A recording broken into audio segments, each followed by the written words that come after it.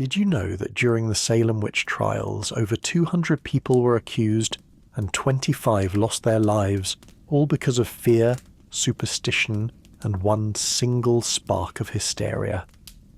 The number of lives shattered by a single lie is staggering. Welcome to Obscure Chronicle. Tonight we dive deep into one of the darkest chapters in American history, the Salem Witch Trials. A time when fear and faith collided and an entire community fell victim to suspicion, lies, and paranoia. This episode is not just about witchcraft, it's about survival in the face of chaos. Imagine being a normal citizen, minding your own business, when one false accusation, one whispered rumour could change your life forever. The Salem Witch Trials were a terrifying moment in history where the line between guilty and innocent disappeared and anyone could become a target.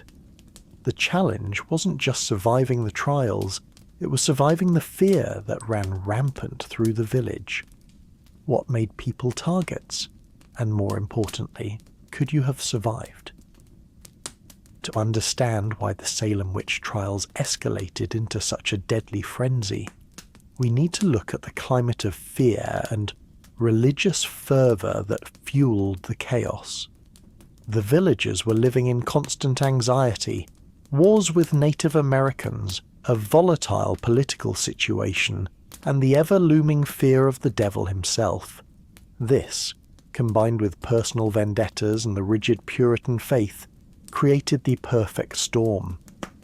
At its core, the trials weren't just about witchcraft. They were about control, power, and societal division. Who had it, who didn't, and who was vulnerable? The tension reached its peak with the accusation of Rebecca Nurse, a woman who, by all accounts, should have been safe, respected, pious, a pillar of the community, yet she was still accused and executed. Her case symbolized how no one was immune, no matter their status. When even the most upstanding citizens could be torn apart by accusations, it made everyone a potential victim. As we explore the Salem Witch Trials, we'll learn that the real danger wasn't just witchcraft, it was the madness that swept through the community. These trials remain a stark reminder of how fear can warp justice and turn society against itself. What do you think? Would you have survived the Salem Witch Trials, or would you have become one of the accused? Leave your thoughts in the comments below, and don't forget to check out our next video, where we dive into other historical moments of obscurity.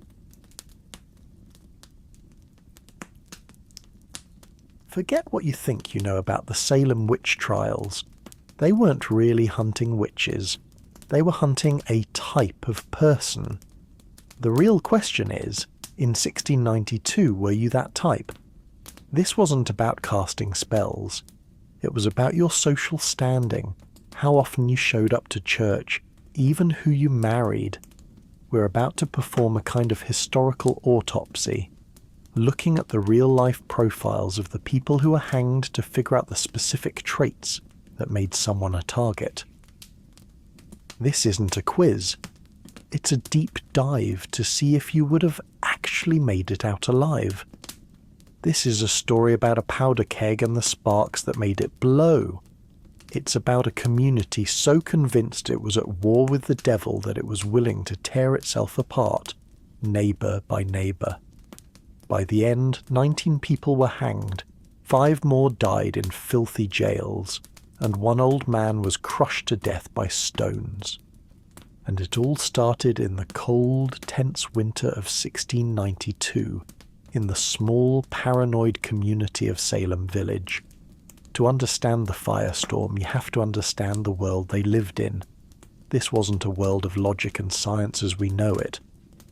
This was a world on the absolute edge of the wilderness, which, to the Puritan mind, was literally the devil's backyard. They were a people who had crossed an ocean to build a city upon a hill, a perfect godly society, but they felt like they were under constant siege. They were surrounded by threats, both seen and unseen. There were recent brutal wars with Native American tribes. There was political chaos. Their colonial charter had been revoked, and the new government was in limbo. And then there were the invisible threats: smallpox, harsh winters, and the ever-present belief that Satan was real, active, and trying to destroy their holy experiment from the inside out by recruiting witches. This was a society under immense psychological pressure, and in Salem Village that pressure was boiling over.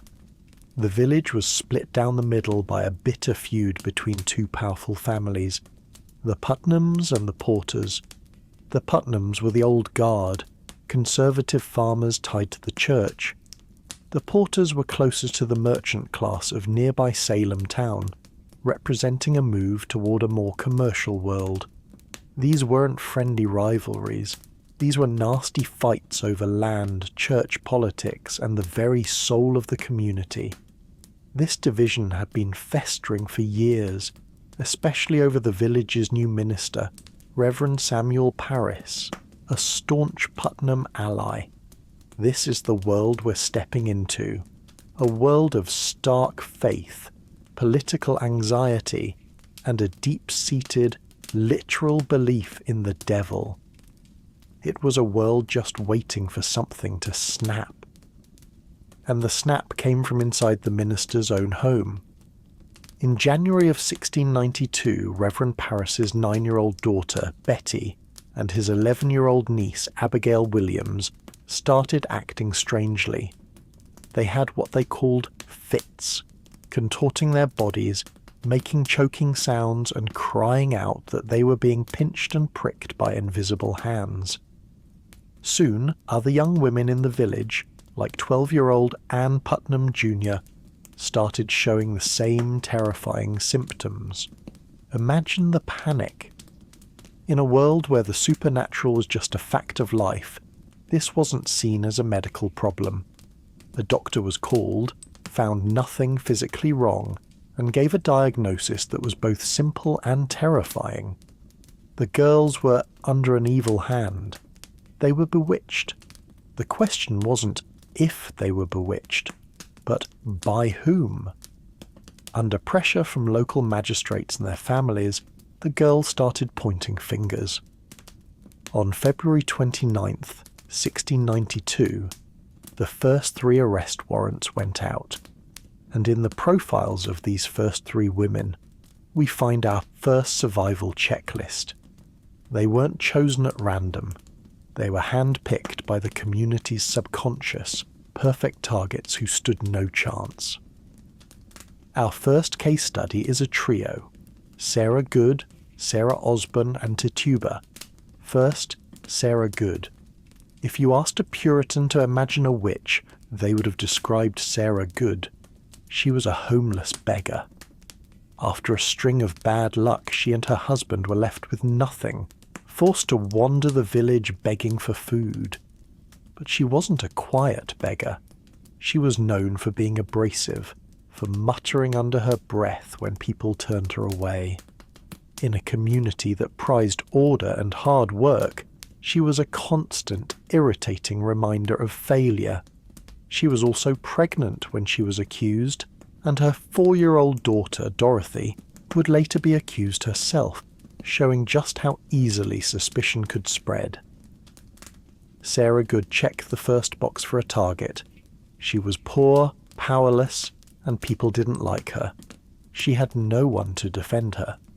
Next, there was Sarah Osborne. Her sins were different, but just as damning. She was a widow who had inherited property, but she'd committed a major social sin.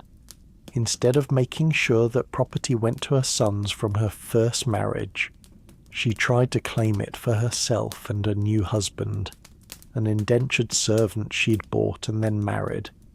This flew in the face of every 17th century patriarchal rule. She was seen as greedy and scandalous. On top of that, she had stopped going to church for over a year, claiming she was sick. In a place where church was the centre of everything, her absence was a huge black mark against her. She checked the second box. She defied social norms and had cut herself off from the community. She died in jail before she could even face a trial. And finally, there is Tituba. Her story is the most complex, and the one that really lit the fuse on the whole crisis. Tituba wasn't a white Puritan. She was an enslaved woman, likely of South American or Caribbean origin, brought from Barbados by Reverend Paris. As a slave and a foreigner, she was the ultimate outsider, her culture and beliefs seen as inherently suspicious. There are popular stories, probably exaggerated, that she told the girls stories of voodoo and fortune-telling. True or not, her foreignness made her the perfect scapegoat. When she was questioned, Tituba denied everything at first, just like Good and Osborne. But then, after almost certainly being pressured and threatened by her master, Reverend Paris, she changed her story. She confessed. And she didn't just confess. She unleashed a flood of terrifying, fantastical images. She talked about signing the devil's book and riding on a stick to a witches' meeting. She described a tall man in a black coat from Boston who demanded she serve him. She mentioned a red cat and a great black dog, and most importantly, she named names. She said there was a whole conspiracy of witches in Salem Village, and that Sarah Good and Sarah Osborne were part of it. Tituba's confession was the spark that ignited the inferno. It proved to the magistrates that they were facing an organized satanic assault. But for Tituba, confessing was a survival strategy. While the women who insisted they were innocent were headed for the gallows, Tituba, the confessed witch, would sit in jail but ultimately live. She gave the authorities the story they wanted, and in doing so she saved her own life. So, let's pause for our first historical autopsy. Would you have survived this first wave?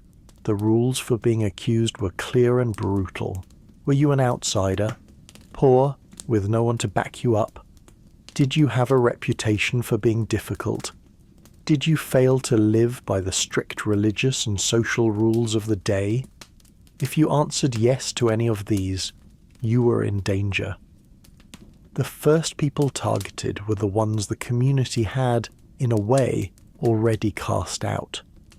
Tituba's confession turned a brush fire into a firestorm. Her vivid stories of a satanic plot gave the accusers and the court a terrifying new mission. They weren't just looking for outcasts anymore. They are hunting for a hidden army of the devil, and that meant the rules for who could be a target had to change. Suspicion was no longer just for the fringes of society. It started to creep into the church pews, into the homes of respected, God-fearing families.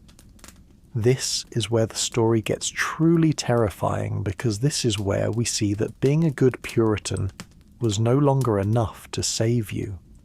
This brings us to a woman who should have been safe, Rebecca Nurse. At 71 years old, she was the matriarch of a large and respected family. She was known everywhere as a woman of perfect character, deeply religious, and a pillar of the church. She was by all accounts a model citizen. When the warrant for her arrest was issued on March 23rd, based on accusations from the Putnam family, the community was stunned. So why her? The answer wasn't in her character, but in her property. The Nurse family had been locked in a bitter, long-running land dispute with their neighbours, the powerful Putnam family. Remember, the Putnams were behind the first accusations, and their daughter, Anne Putnam Jr., was one of the loudest accusers. The charge against Rebecca Nurse wasn't random. It was personal. The hysteria had become a weapon to settle old scores. Rebecca Nurse's trial was a masterclass in twisting justice. Dozens of her neighbours signed a petition declaring her good character a truly brave act in that climate of fear. And it almost worked. The jury came back with a verdict of not guilty. For a moment it looked like sanity might win, but the courtroom exploded. The afflicted girls began to shriek and writhe. The magistrates, especially the ruthless William Stoughton, made it clear they were unhappy. They pushed the jury to reconsider a comment Nurse had made. Being hard of hearing when she heard another confessed witch was testifying against her, Nurse had muttered, "What, do you bring her? She's one of us." She probably meant that they were both prisoners. But the court decided she meant one of us witches. Under pressure, the jury changed its verdict. Rebecca Nurse was found guilty. The governor even granted her a last-minute reprieve, but public outcry forced him to take it back. On July 19th, 1692, Rebecca Nurse was hanged. Her case set a terrifying new rule. A good name could not save you. Piety was no defense. And most dangerously, if you were on the wrong side of a powerful family like the Putnams, you were a marked person. Now let's look at Bridget Bishop. If Rebecca Nurse was the pious insider, Bridget Bishop was the notorious outsider. She owned a tavern, wore flashy clothes, like a scandalous red bodice, and had a reputation for being loud and independent. She was on her third husband, and had even been accused of witchcraft once before, years earlier, though she was cleared. Bridget was the very first person tried in the new special court, and the first to be executed on June 10th, 1692. The evidence against her was a pile of local gossip. Men claimed her spirit had visited them in the night. Others said she'd bewitched their animals. When she walked into the courtroom, the afflicted girls collapsed as if she had struck them down from across the room. Bridget Bishop's profile reveals another key to survival: conformity.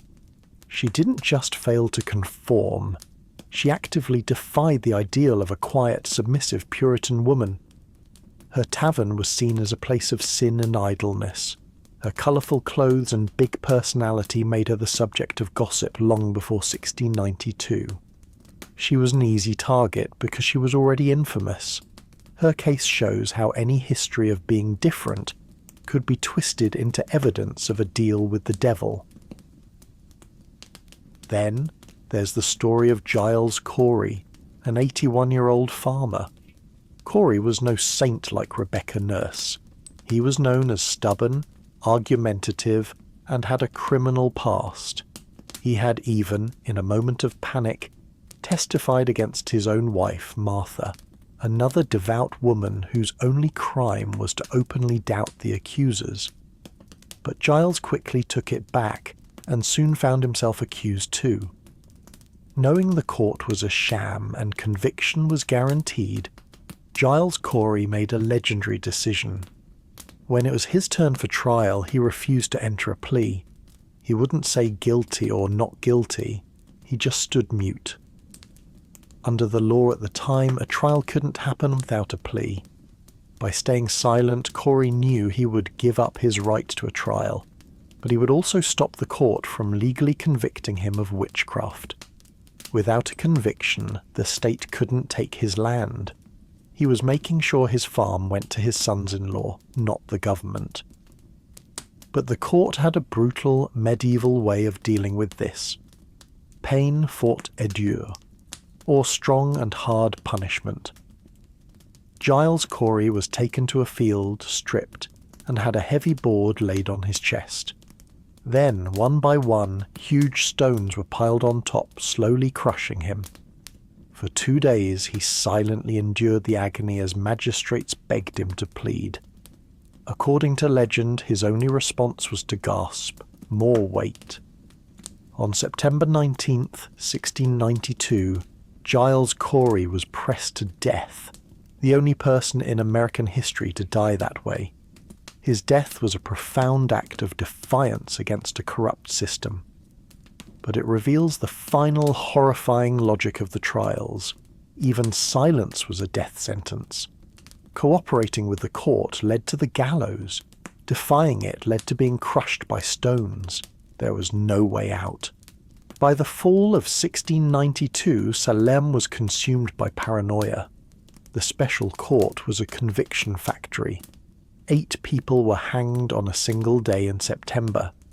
The jails were overflowing with accused people from more than 24 towns. The accusations had become completely unhinged, and the accusers, drunk on their power, got reckless. This recklessness is what finally brought the trials down. The accusations started flying upwards, targeting the absolute pillars of society: respected ministers, wealthy merchants, and political leaders. And then they made their fatal mistake. They accused Lady Mary Phipps, the wife of the royal governor himself. This was the tipping point. It was one thing to hang a beggar or a stubborn farmer. It was something else entirely to accuse the governor's wife. The elite, who had mostly stayed silent, suddenly realized the fire they had allowed to burn could easily consume them too. At the same time, a powerful intellectual backlash was building, led by influential Boston ministers like Increase Mather, the president of Harvard. The court had been relying on something called spectral evidence, the testimony from the afflicted girls that a person's spectre or spirit had attacked them. It was flimsy and impossible to disprove. How can you have an alibi for your spirit? In a powerful essay, Mather attacked the use of spectral evidence, arguing that the devil could easily impersonate an innocent person. His conclusion was a thunderclap that would echo through legal history. It were better that 10 suspected witches should escape, than that one innocent person should be condemned. He didn't stop believing in witches, he stopped believing the court knew how to find them. Facing pressure from the colony's thinkers, and with the accusations hitting his own family, Governor Phipps finally acted. On October 29, 1692, he dissolved the court. He ordered a stop to all proceedings and forbade any more arrests. He then set up a new court with one critical new rule: no more spectral evidence. The effect was immediate. Without spectral evidence, the cases fell apart. Almost everyone tried in the new court was acquitted. By May of 1693, Governor Phipps issued a pardon, releasing everyone left in jail. Just like that, the fever broke. The Salem Witch Trials were over. Now we get to the final autopsy. We've seen who was targeted, so let's flip the script. What were the actual survival traits? Based on who lived and who died, what would have increased your chances of seeing 1694? Survival trait number 1, confess. It's the most counterintuitive, but it was the most effective strategy. Of the dozens of people who confessed, not a single one was executed by hanging. The court wasn't interested in saving souls. It was interested in validating its own mission. A confession proved their hunt was righteous, and more importantly gave them more names to pursue. It meant jail, shame, and losing your property, but it also meant living. People like Tituba survived. People who maintained their innocence, like Rebecca Nurse, were hanged. Survival trait number 2, be a man. It sounds crude, but it's statistically true. Men were absolutely accused and executed, but the vast majority of targets were women. Historians argue the trials were largely about society's fear and control of women. Women who were too independent, too old, too poor, or just didn't fit in were at a much higher risk. Being a man didn't make you immune, but it significantly lowered your odds. Survival trait number 3, be rich and connected. This was a double-edged sword. Wealth could make you a target, but if you were accused, money and connections gave you options. You could bribe a jailer and escape, which several people did. The poorest victims, like Sarah Good, had no options. they were trapped.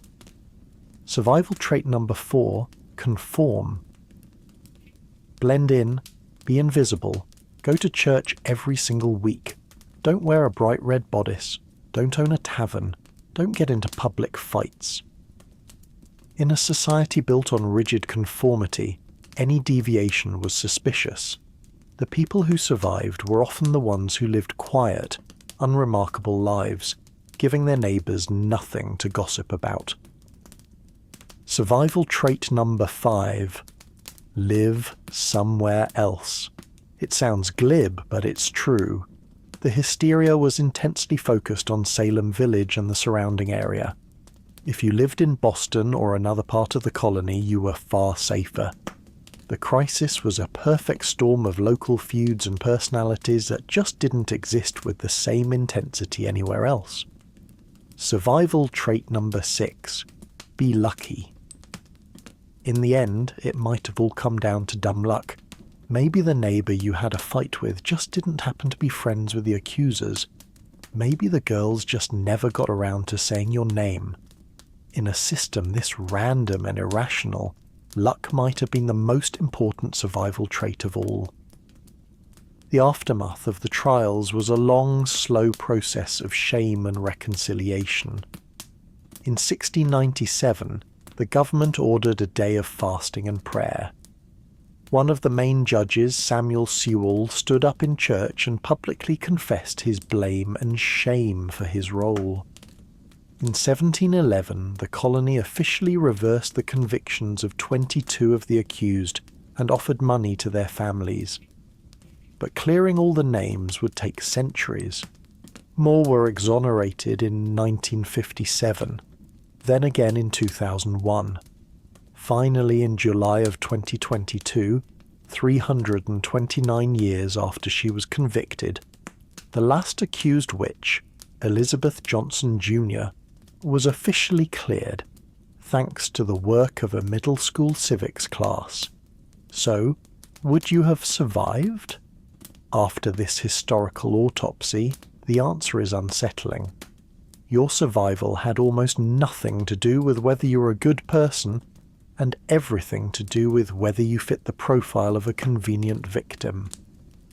Were you an outsider? A woman who stepped out of line? On the wrong side of a land dispute? Or just unlucky? The Salem Witch Trials remain this permanent scar on the American psyche, a cautionary tale we tell ourselves over and over. But it's not a story about monsters or magic. It's a story about the terrifying power of fear, the danger of religious extremism, and what happens when justice fails.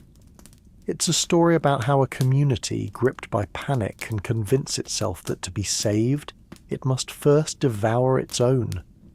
It shows us that the most dangerous monsters aren't hiding in the dark, but are the ones we create in our own minds and see in the faces of our neighbours.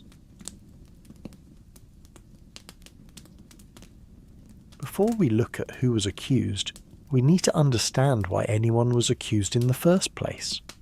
What was it that made Salem's people, ordinary devout Puritans, believe they were surrounded by witches? More than that, what made them believe it was their duty to root them out?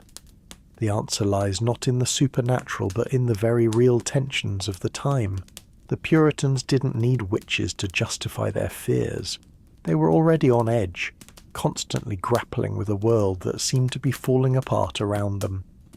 The devil was always lurking, and sometimes the only thing standing between salvation and damnation was faith, not reason.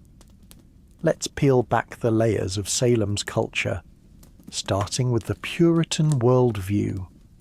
The Puritans didn't just practice religion, they lived it.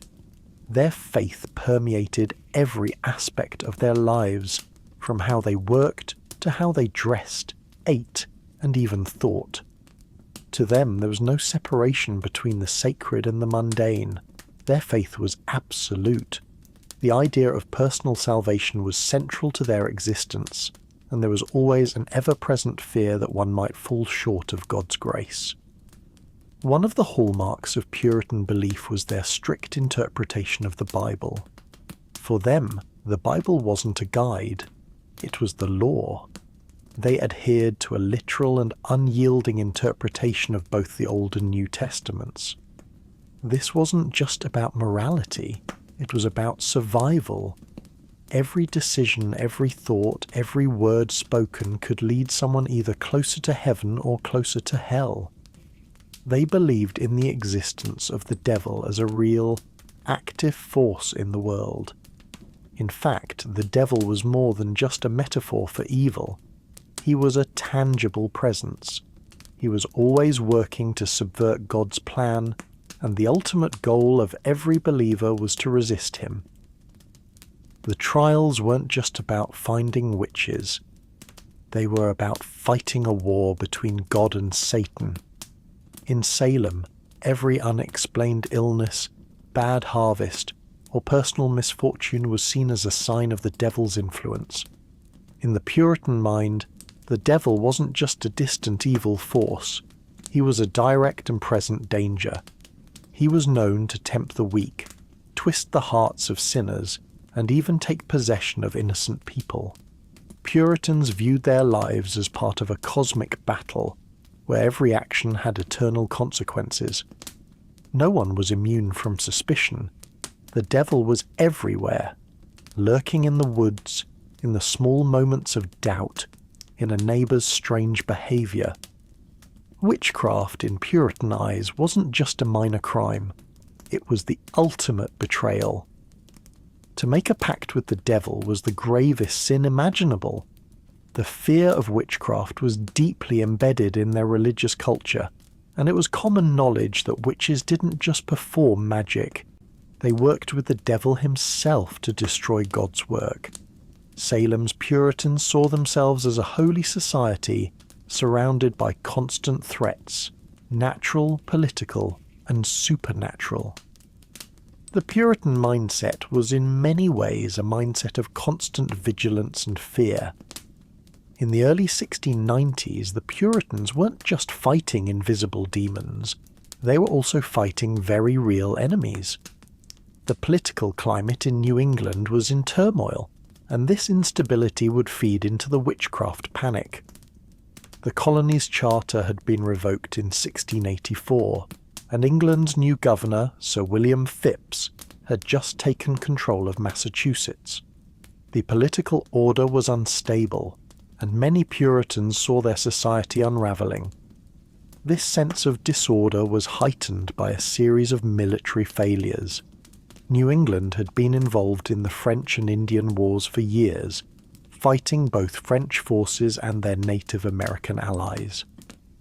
There was a lingering, unspoken tension between settlers and indigenous groups, and the threat of violent raids was ever present. But it wasn't just the external threat that caused anxiety.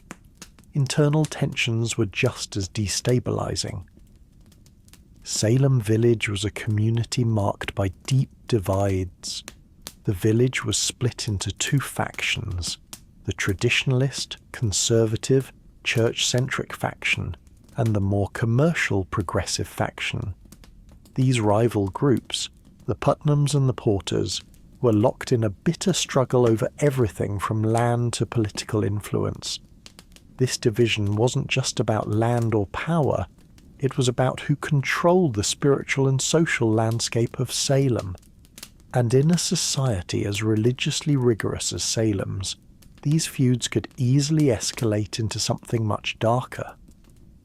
One of the more disturbing and insidious aspects of the trials was the way in which women were scapegoated. In Puritan society, women had a very specific place. They were expected to be silent, obedient, and modest. The role of women was strictly defined, to be wives, mothers, and caretakers. They were meant to stay within the confines of the home and support their husbands and families. Any woman who stepped outside these roles, who was too independent, too vocal, or even just too old, was automatically suspicious. At the heart of the trials was the fear of female power and autonomy. the trials were not just about witchcraft. They were also about controlling women and reinforcing the social order. For many Puritans, the very idea of a woman being capable of defying God's will was terrifying. A woman who didn't submit to her husband, a woman who didn't attend church regularly, or a woman who lived alone was seen as an aberration, a threat to the community's fragile moral order. The trials targeted women who were already on the fringes of society, women who were poor, women who didn't conform, women who had no male protector. Understanding Salem's population is essential to understanding why the witch trials targeted the people they did. The village was a small, isolated community, with a population of only about 500 people. Of these, a large percentage were women and children. Men were typically the heads of households and controlled most of the land, but women were an integral part of the economy, particularly in farming and household industries. There was also a significant disparity in the wealth and status of different families. As we mentioned earlier, Salem Village was divided between the old guard, the conservative farmers, and the newer, more mercantile class. The former were much more aligned with the Puritan religious ideals and saw themselves as defenders of the faith. The latter were more focused on trade, economic growth and urbanization, and often clashed with the older guard. The demographics of the accused tell us a lot about who was considered dangerous in Salem. Many of the women who were accused of witchcraft were either older, widowed, or poor. Many were also women who didn't have strong male relatives to defend them. Socially, they were seen as outcasts, and their very existence challenged the Puritan ideal of a tightly knit, hierarchical society. They represented a breakdown of the Puritan order. The Salem Witch Trials weren't just about religious fervour and fear. They were also about power. The witch trials provided an opportunity for people to settle old scores, to take revenge, and to secure personal gain. The infamous Putnam family, for example, had long-standing land disputes with other families in Salem Village, and the accusations of witchcraft gave them a way to eliminate their rivals. The accusations weren't always based on superstition. They were often about money, land, and status. Accusations of witchcraft were a tool that the powerful could use to crush their enemies. The trials became a way to target the vulnerable and the marginalized, and anyone who had a grudge or personal vendetta could use witchcraft accusations to destroy someone's life. This was especially true in Salem, where political and social divisions created an environment ripe for exploitation. By 1692, Salem's society was primed for a crisis. A deeply religious, superstitious community in a period of political instability with a volatile mix of social and economic tensions was a powder keg. The trials were the inevitable result of a society on the edge. In the Puritan worldview, the devil was always lurking, waiting to strike. But sometimes the true danger came from within. Fear, not reason, ruled the day. Understanding the mindset of the Puritans, particularly their belief in the devil's active presence, their obsession with religious purity, and their deep-seated anxiety about gender roles, helps explain why the witch trials happened. But it also raises an uncomfortable question. In a society so wrapped up in its own fears, who could possibly survive? It's not just about whether you were a good person or not. It's about whether you conformed, whether you were on the right side of the community's divisions, and whether you were lucky enough to avoid the devil's spotlight. Before we dive deeper into the witch trials, we need to understand a concept that's crucial to this story: mass hysteria. The Salem witch trials didn't just happen because of a few accusations. They were the product of fear, paranoia, and a community that was already primed to believe the worst about its neighbours. So what was happening in the minds of the people of Salem? Why did so many good, rational people suddenly turn into hunters of witches? In this chapter, we'll explore the psychology behind mass hysteria, how fear spreads, how communities break down under pressure, and why people sometimes choose to believe things that are, on the surface, utterly ridiculous. By understanding this psychological process, we can see how the Salem Witch Trials weren't just a series of individual acts of cruelty. They were a social phenomenon that swept through Salem like wildfire. The psychology of mass hysteria starts with one simple but terrifying factor: fear of the unknown. In the case of Salem, that fear was rooted in a combination of real and perceived threats, many of which were out of the villagers' control. Fear is often a response to uncertainty, and when you're living on the edge of the wilderness in a time when life expectancy is short, diseases are rampant, and the political structure is unstable, it's easy to see how paranoia could take root. To understand why fear was so pervasive in Salem, imagine being part of a community where the lines between the physical and supernatural worlds were blurred. The Puritans of Salem weren't just afraid of witches, they were afraid of a whole host of things. Native American attacks, smallpox outbreaks, crop failures, bad weather, and most of all, the devil. The devil was real to them. They believed that Satan was constantly working to destroy the purity of their community.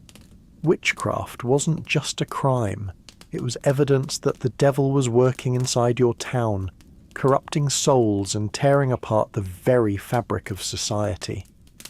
In a sense, Salem's entire worldview was built on dualism, the belief that everything had a good and evil counterpart. Every sickness could be seen as the devil's handiwork, and every unfortunate event could be chalked up to a spiritual attack. This kind of thinking made people in Salem more likely to search for a scapegoat when things went wrong, and that's exactly what happened. In any situation of mass hysteria, the fear begins to spread. Fear is contagious. Once a few people begin to panic, it's easier for others to join in. In Salem, the early accusations were fueled by a few individuals, Betty Parris and Abigail Williams, but once they started showing signs of bewitchment, others began to get swept up in the frenzy. The afflicted girls, who were the first to suffer, became a source of social validation. People began to believe that they could see the devil's influence in the world around them, especially when they were told by respected figures, like Reverend Parris and the local magistrates, that the devil was indeed active in their midst.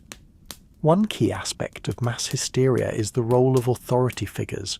The people of Salem were living in a theocratic society, where religious leaders were seen as the ultimate authority. When these leaders began to claim that witchcraft was at work, their words carried immense weight. People trusted them. If the minister said the devil was real, then the devil was real. This led to a snowball effect. As one person's belief in witchcraft became stronger, others followed suit. The more people joined in, the more everyone began to reinforce each other's fears. In fact, it wasn't just the children who were acting out. Adults too got caught up in the hysteria. Once someone was accused of witchcraft, it wasn't just a matter of whether or not they could prove their innocence. It became a matter of whether the community as a whole could prove that the devil had worked through them. As more accusations piled up, the atmosphere became increasingly charged, with everyone watching their backs and wondering, who's next? One of the most dangerous aspects of mass hysteria is the need for a scapegoat. In Salem, that scapegoat was the witch. It was someone who could explain away the things that the community didn't want to face, their failures, their hardships, and their fears. When bad things happened, people looked for an explanation. If a child got sick, it wasn't just bad luck or a disease. It had to be because someone had cursed them. Scapegoating in Salem was deeply tied to the social structure. The most vulnerable members of society were often the first to be blamed. The poor, the outsiders, the women who didn't conform to the expected role of a submissive wife, all of them were easier targets. In fact, one study of the accused witches reveals a disturbing trend. The majority of those accused were women, and many of them were older, unmarried, or poor. These women didn't fit the typical Puritan ideal of womanhood: submissive, obedient, and above all, silent. Their lives often left them open to suspicion, especially if they had any sort of reputation for being different, outspoken, or poor. Women were particularly vulnerable in this society. Puritan beliefs had strict guidelines about the role of women. They were supposed to be subservient to men and to act as moral examples for their families. Women who deviated from these roles were viewed with suspicion. Women who were independent, assertive, or older had the most to fear. Witchcraft accusations were a way of controlling women who refused to adhere to strict gender roles.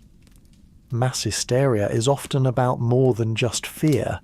It's about power. In Salem, the accusations of witchcraft weren't just about defending the community. They were also a way for those in power to consolidate their hold. When young girls like Abigail Williams started making accusations, they were suddenly in a position of power. They could control who was accused and who was spared.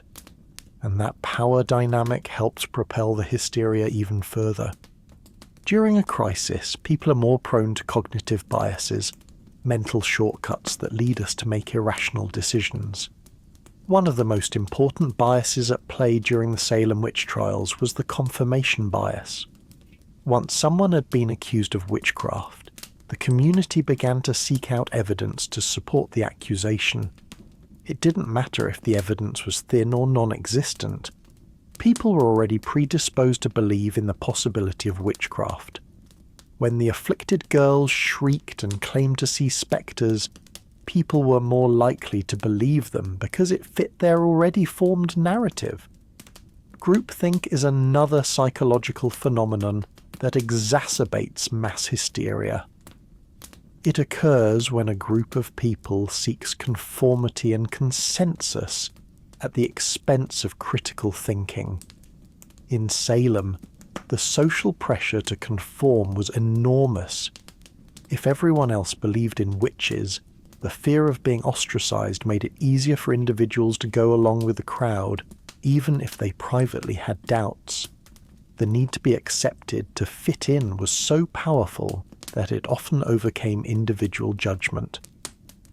This is why people in Salem, who had just months earlier been rational, religious individuals, became so caught up in the frenzy.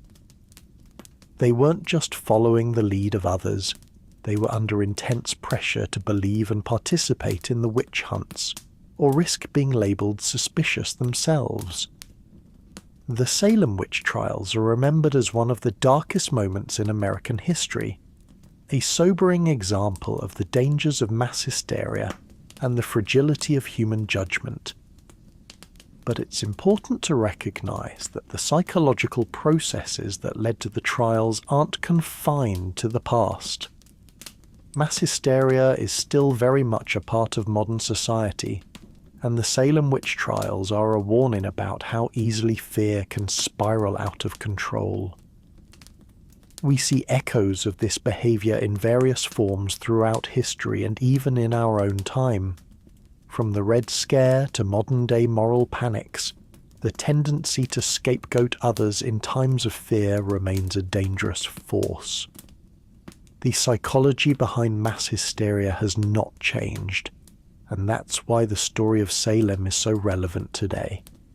It reminds us how important it is to question the narratives we are told, and to remain vigilant about the dangers of collective fear.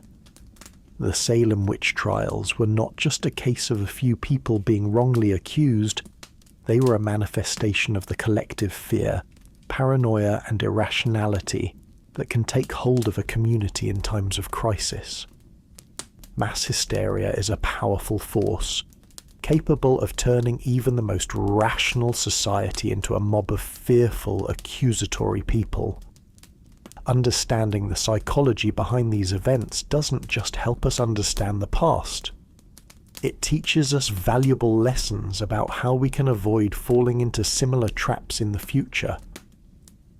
The witches of Salem weren't just mythical creatures from folklore. They were real people, mothers, daughters, farmers, widows and merchants who found themselves at the mercy of a community engulfed by fear. But what made them targets? Was it their personality, their social status, or was it simply bad luck? In this chapter, we'll explore the profiles of the people who were accused of the witchcraft in Salem, looking at who they were, what made them vulnerable, and why they became scapegoats in the first place. By understanding the lives of these accused individuals, we can start to understand the deeper social dynamics that underpin the trials. One of the most striking things about the people who were accused of witchcraft in Salem is how ordinary most of them were. These weren't people with sinister reputations or extraordinary powers. Many of the accused were women, elders, poor, widows or outsiders, who for one reason or another became easy targets. Women were the primary victims of the Salem Witch Trials, making up over 75% of those accused. While men were also accused, women who didn't fit the strict societal roles of the time were more vulnerable. Puritan society had rigid expectations for women. They were supposed to be quiet, humble, and subservient to their husbands. Women who were outspoken, independent, or had any form of wealth or social standing outside of their husband's control often became objects of suspicion. Let's take a closer look at some of the key figures who were accused of witchcraft in Salem. Tituba. The first person accused of witchcraft in Salem, Tituba was an enslaved woman of Caribbean origin who worked for Reverend Parris. Her foreignness, coupled with her outsider status as a slave, made her a prime target when accusations of witchcraft started to fly.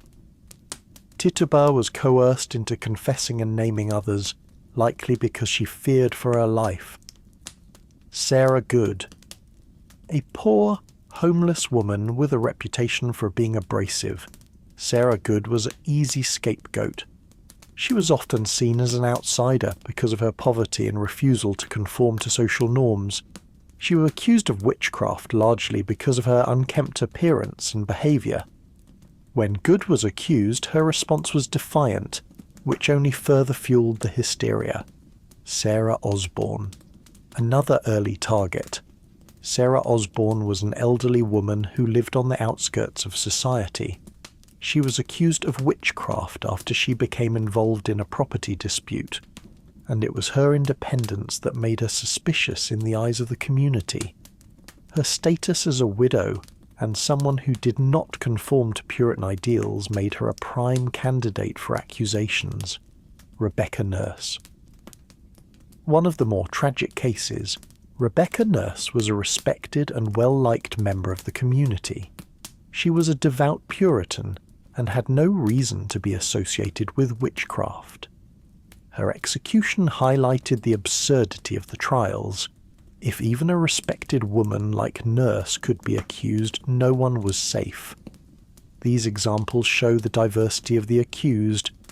There wasn't a single type of person who was vulnerable, but many of these individuals were either social outcasts, defiant in their roles, or too independent for the Puritan mindset. The fact that even a woman like Rebecca Nurse, who was beloved by many, was accused, shows how arbitrary the process was. So why were people like Tituba, Sarah Good and Rebecca Nurse vulnerable to accusations? The key lies in their social standing and vulnerability. In a society as tightly knit as Salem, where every action was scrutinized, individuals who were outside the norm were often treated with suspicion. Social status and wealth. Those with money and land were often spared from accusations, while the poor and destitute were more vulnerable. Sarah Good's poverty, for example, made her a prime target. If you were poor, marginalized, or lived on the fringes of society, you were more likely to be accused of witchcraft. Ironically, the very traits that made these individuals vulnerable, being poor, independent, outspoken, were also traits that made them more likely to be viewed as witches. Social roles. Puritan society had a very defined set of expectations for women. Women were expected to be subservient to their husbands and take care of the household. Those who were independent, like Tituba or Sarah Osborne, were viewed with suspicion. Sarah Good, for example, was homeless and did not fit the ideal Puritan image of a humble woman. Similarly, Tituba's Caribbean background made her an outsider in a homogeneous society, which only fueled the belief that she was involved in dark practices. Age. Age played a role in vulnerability as well. The elderly, particularly women, were often targeted. In a society that valued youth and fertility, older women who were no longer seen as productive or desirable were prime candidates for witchcraft accusations. Sarah Osborne, who was elderly and somewhat reclusive, is one example. In Salem, the witch trials weren't just about a community's fear of the devil. They were also about personal grudges, rivalries, and family dynamics. Many of the accusations were fueled by long-standing tensions and conflicts within the community. The accusations of witchcraft were sometimes a way for people to settle old scores or gain control over a rival. One of the most striking examples of personal vendettas influencing the witch trials is the Putnam family. Thomas Putnam in particular is believed to have used the witch trials as a way to settle personal scores. His family had long-standing feuds with the Nurse family, and it's widely believed that he encouraged accusations against Rebecca Nurse. The Putnams also stood to gain financially from the trials, as property of the accused could be seized. This shows how personal rivalries, disguised as religious zeal, played a huge role in who was accused. The Putnams and other families with private grievances against their neighbours were able to leverage the hysteria for personal gain. Interestingly, some of the people who made the most accusations were themselves suspicious. Abigail Williams, the niece of Reverend Parris, is one of the key figures responsible for spreading the witchcraft hysteria. Her motivations were likely tied to personal frustrations. She had an affair with John Proctor, and her accusations may have been a way to protect herself while trying to gain power. The accusers often had their own reasons for accusing others, and those reasons were sometimes more personal than they let on. As the trials intensified, more and more people were accused. The pressure to confess to witchcraft, in exchange for life, caused many innocent people to confess. These confessions were often filled with names of others, names that could be used to take down more individuals. Tituba, Sarah Good, and others were coerced into confessing and naming others. It was a vicious cycle. Once one person accused another, the whole town became swept up in the hysteria, and more innocent lives were ruined. False accusations also played a role in the trials. Some people, out of fear or malice, accused their neighbours to get rid of them. Others were simply too afraid to speak out. When social and personal pressures aligned with mass hysteria, it became increasingly difficult for people to resist the tide of accusations. The people accused of witchcraft in Salem were not the dark, malevolent figures that some might expect. They were ordinary people who, for one reason or another, found themselves in the crosshairs of a paranoid, fearful community. Whether it was due to their social status, gender, age, or personal conflicts, these individuals were tragically caught up in a whirlwind of hysteria that destroyed their lives. Understanding the profiles of the accused helps us see the deep flaws in the justice system of Salem, and also shows us how easily a person can become a scapegoat when fear and suspicion take over. The Salem Witch Trials weren't just a product of superstition. They were a reflection of a society deeply divided, fearful, and vulnerable to manipulation. When the first accusations of witchcraft were made in Salem, they quickly escalated into a frenzy that consumed the entire community. But how exactly did the witch trials unfold? What legal processes and procedures were involved in turning a simple accusation into an execution? In this chapter, we'll break down the legal steps of the trials, the roles of the people involved, and how the justice system in Salem became a mechanism for fear and mass hysteria. From the initial accusations to the confessions, the trials themselves were an intricate web of testimony, social pressures, and manipulation. Understanding this process gives us insight into how societies can become trapped in cycles of injustice.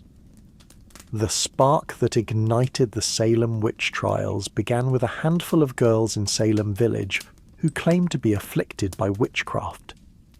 But how did these initial outbursts translate into formal accusations?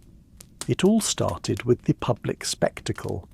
The first accusers were a group of young girls, most notably Abigail Williams and Betty Parris, the daughter and niece of Reverend Samuel Parris. They began exhibiting strange behaviours, screaming, convulsing, and claiming to see invisible spirits.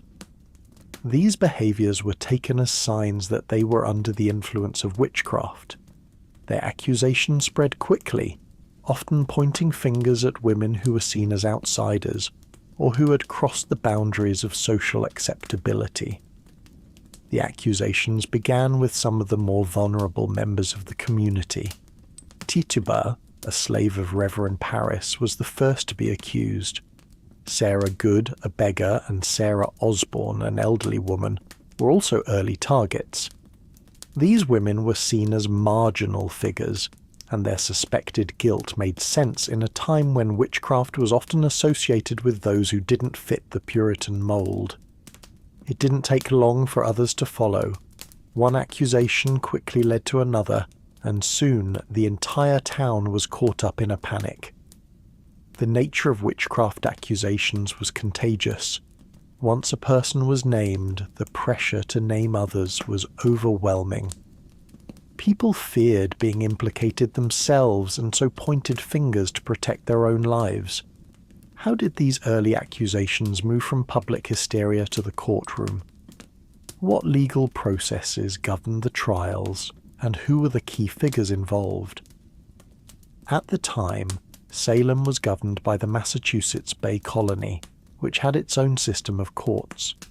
The main court that dealt with witchcraft cases was the Court of Oyer and Terminer, which was specifically established for the witch trials. This court was formed by the governor Sir William Phipps in May 1692, under the advice of his advisers.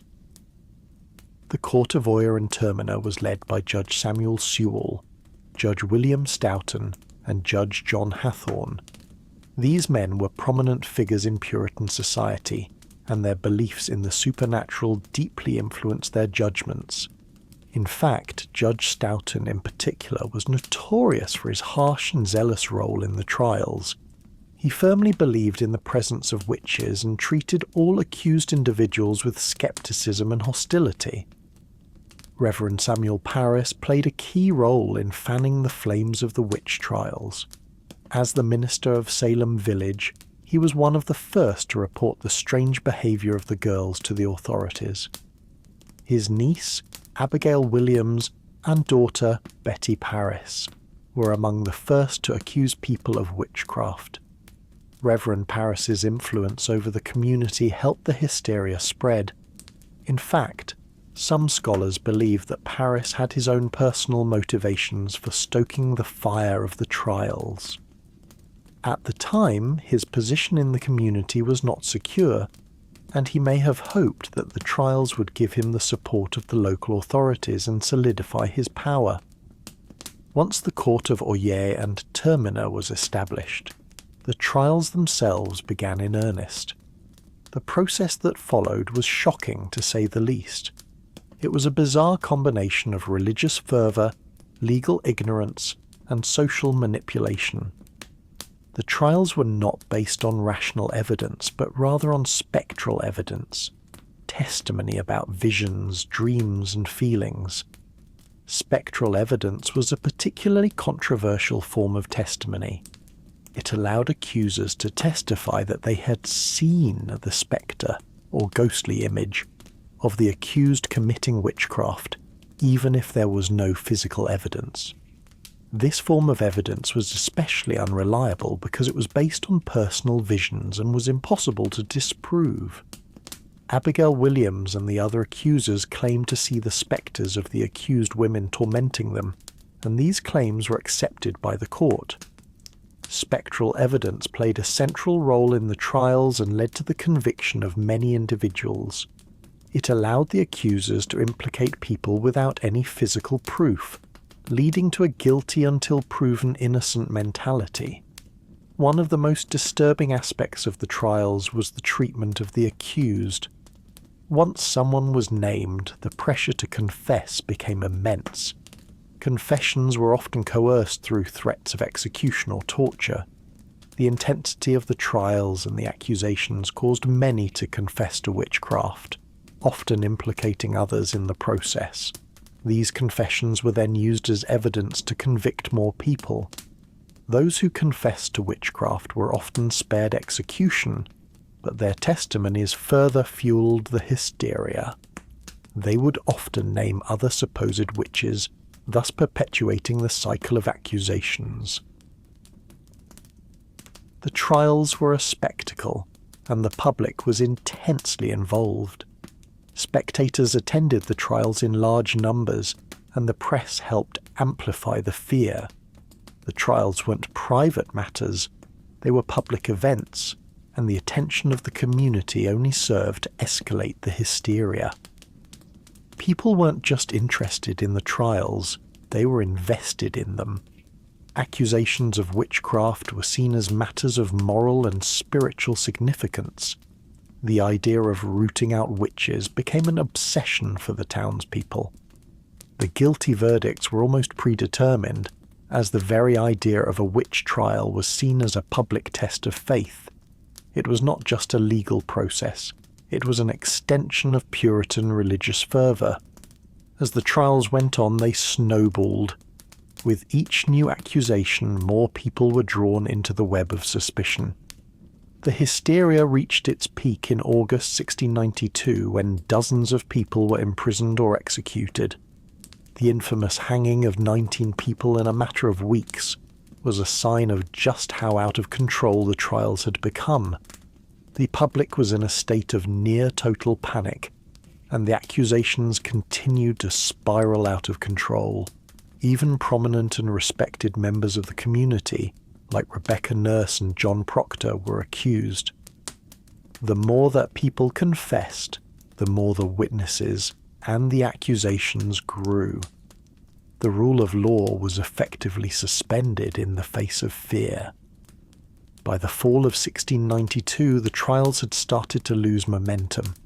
More and more people began to question the validity of the accusations, and the evidence was increasingly seen as unreliable. When Governor Phipp's wife was accused, he began to realize the danger of the situation. The trials were eventually halted, and the remaining prisoners were released. Many of the judges and accusers later expressed regret over their actions. The damage, however, was already done. The witch trials left deep scars on the community, and the legal and moral consequences would be felt for generations. The trials revealed the dangers of mass hysteria.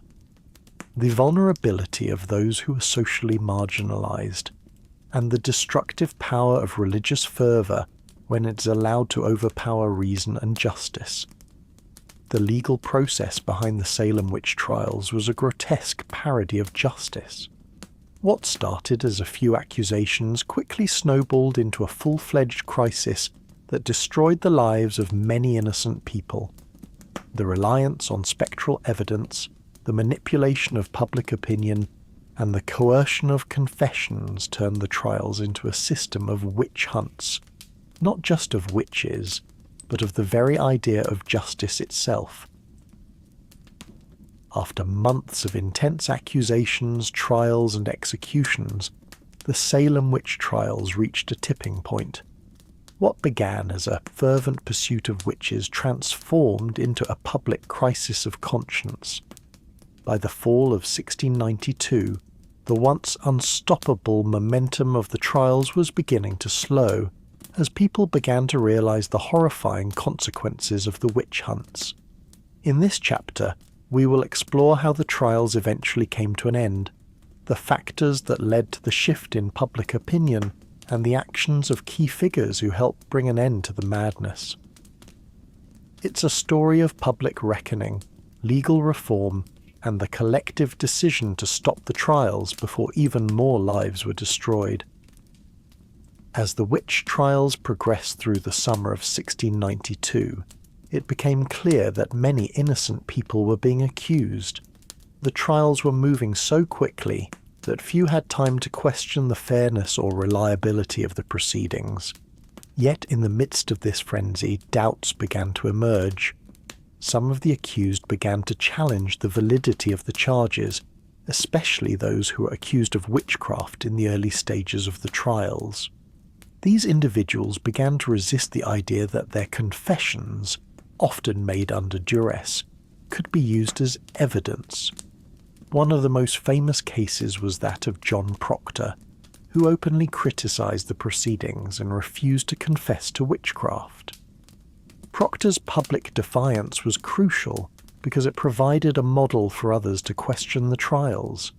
His courage, in the face of almost certain execution, was a powerful symbol of resistance against the chaos that had overtaken Salem. Even before the end of the trial, some people in Salem began speaking out. Reverend Increase Mather, a prominent Puritan minister, became one of the most vocal critics of the witch trials. He argued that the use of spectral evidence was unreliable, and that the trials had become too focused on personal vengeance rather than justice.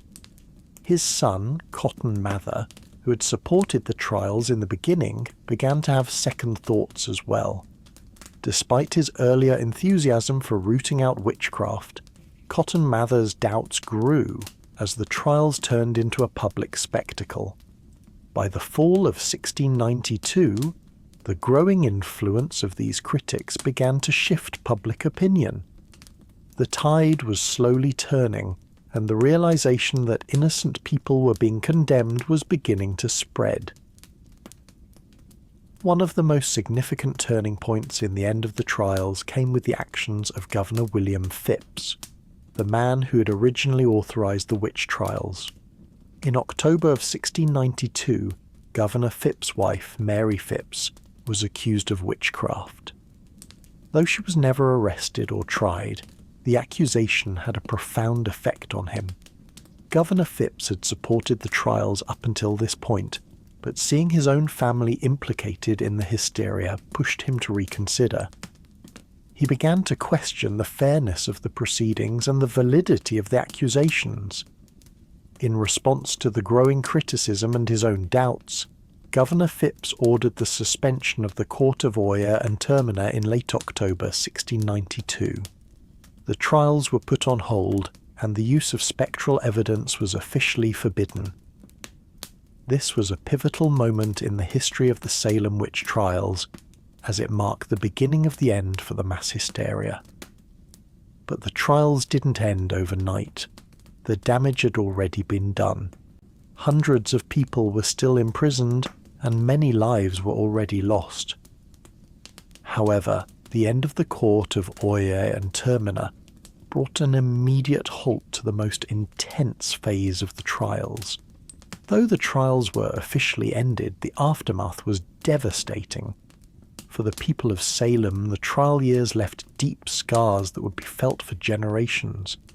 Many questions remained unanswered, and the survivors struggled to come to terms with the injustices that had been done. Once the trials were halted, efforts to clear the names of the accused began. Many survivors were released from prison, but their lives were forever marked by the events of the past year. A few families, such as the Proctors, took steps to restore their names, but many were left to grapple with the trauma of having been accused. The Mather family, too, experienced a shift in their public image. Increase Mather and his son Cotton Mather, who had initially supported the trials, eventually became associated with the backlash against the trials. Cotton Mather later wrote an apology of sorts, acknowledging the flawed nature of the trials. In the wake of the trials, several reforms were made to prevent a repeat of such a tragedy. Governor Phipps eventually called for a formal inquiry into the events of 1692. The royal government of Massachusetts stepped in, and in 1693 a new court was set up to examine the accusations, confessions, and executions that had taken place. The royal government issued a formal apology for the trials, and those who had been wrongly accused were eventually exonerated. However, it wasn't until many years later that the government took official steps to offer compensation to the families of the victims. The Salem Witch Trials were a grim reminder of how the abuse of legal power, religious zealotry, and mass hysteria can lead to tragic consequences. It was a lesson that the legal system in Massachusetts would never forget. The Salem Witch Trials left a lasting impact on the American psyche. The idea of witch hunts, whether real or metaphorical, continued to haunt the nation for years to come. The Salem Witch Trials became a cautionary tale about the dangers of groupthink, mob mentality, and unchecked authority. Over time, the story of Salem served as a powerful warning about the dangers of fear-driven justice. It taught future generations about the importance of due process, the presumption of innocence, and the necessity of a fair and impartial legal system. The legacy of the Salem Witch Trials has lived on in books, plays, and films. From Arthur Miller's The Crucible to modern documentaries, the events of 1692 continue to capture the public imagination. The trials have been used as a metaphor for many different kinds of persecution throughout history, from the McCarthy hearings during the Cold War to modern-day witch hunts. Even today, the term witch hunt is used to describe any unjust or irrational persecution, making it one of the most powerful cultural symbols of injustice. The Salem Witch Trials ended in tragedy and reflection. The mass hysteria that had driven the trials reached a point where it was no longer sustainable, and public opinion began to turn against the proceedings. The trials resulted in the deaths of 20 people, the imprisonment of many more, and the destruction of countless reputations. Yet, in the aftermath, the trials sparked legal reforms and public reflection that helped prevent similar events in the future. The legacy of the trials lives on, reminding us of the importance of justice, due process, and critical thinking in the face of fear and social pressure. While the Salem Witch Trials officially ended in 1693, the shadow of the events cast a long and lasting influence on the American colonies. The trials did not just end overnight. Their implications continued to affect the social, religious, and legal fabric of New England for generations to come. In this chapter, we'll explore how witchcraft, religion, and the public psyche were shaped by the Salem events. We'll also look at how colonial America dealt with the concept of witchcraft in the years that followed, and how Salem became both a cautionary tale and a symbol of enduring fears of the supernatural. To understand the Salem Witch Trials aftermath, it's crucial to first recognize the religious context of colonial New England. Puritanism, with its strict adherence to Christian doctrine and deep suspicions about any form of supernatural activity, formed the backdrop to the witch hysteria. Puritans believed in the constant presence of evil forces, most notably the devil, who they saw as actively working to corrupt humanity. In a society already steeped in religious zeal and fear of the supernatural, the fear of witchcraft was a natural extension of the Puritan worldview. The Puritans adhered to a very rigid and often fearful interpretation of Christianity. This made them especially susceptible to the kind of moral panic that led to the witch trials. Their strict moral code emphasized sin, and they believed that witches were in league with the devil to destroy the godly order. This belief provided the foundation for the intense witch hunts that followed. The Salem Witch Trials were, in many ways, the culmination of years of accumulated religious and social tensions. When these tensions boiled over, they manifested in the form of accusations and trials that tore apart the community. After the trials ended, witchcraft accusations continued in some areas of New England, though with less intensity. However, the social and religious landscape was forever changed. The immediate aftermath saw a decline in the widespread acceptance of spectral evidence and theological justifications for witch hunts. For years, the Puritan clergy had been the final arbiters of spiritual and moral matters in New England. But after the Salem trials, their credibility was deeply undermined.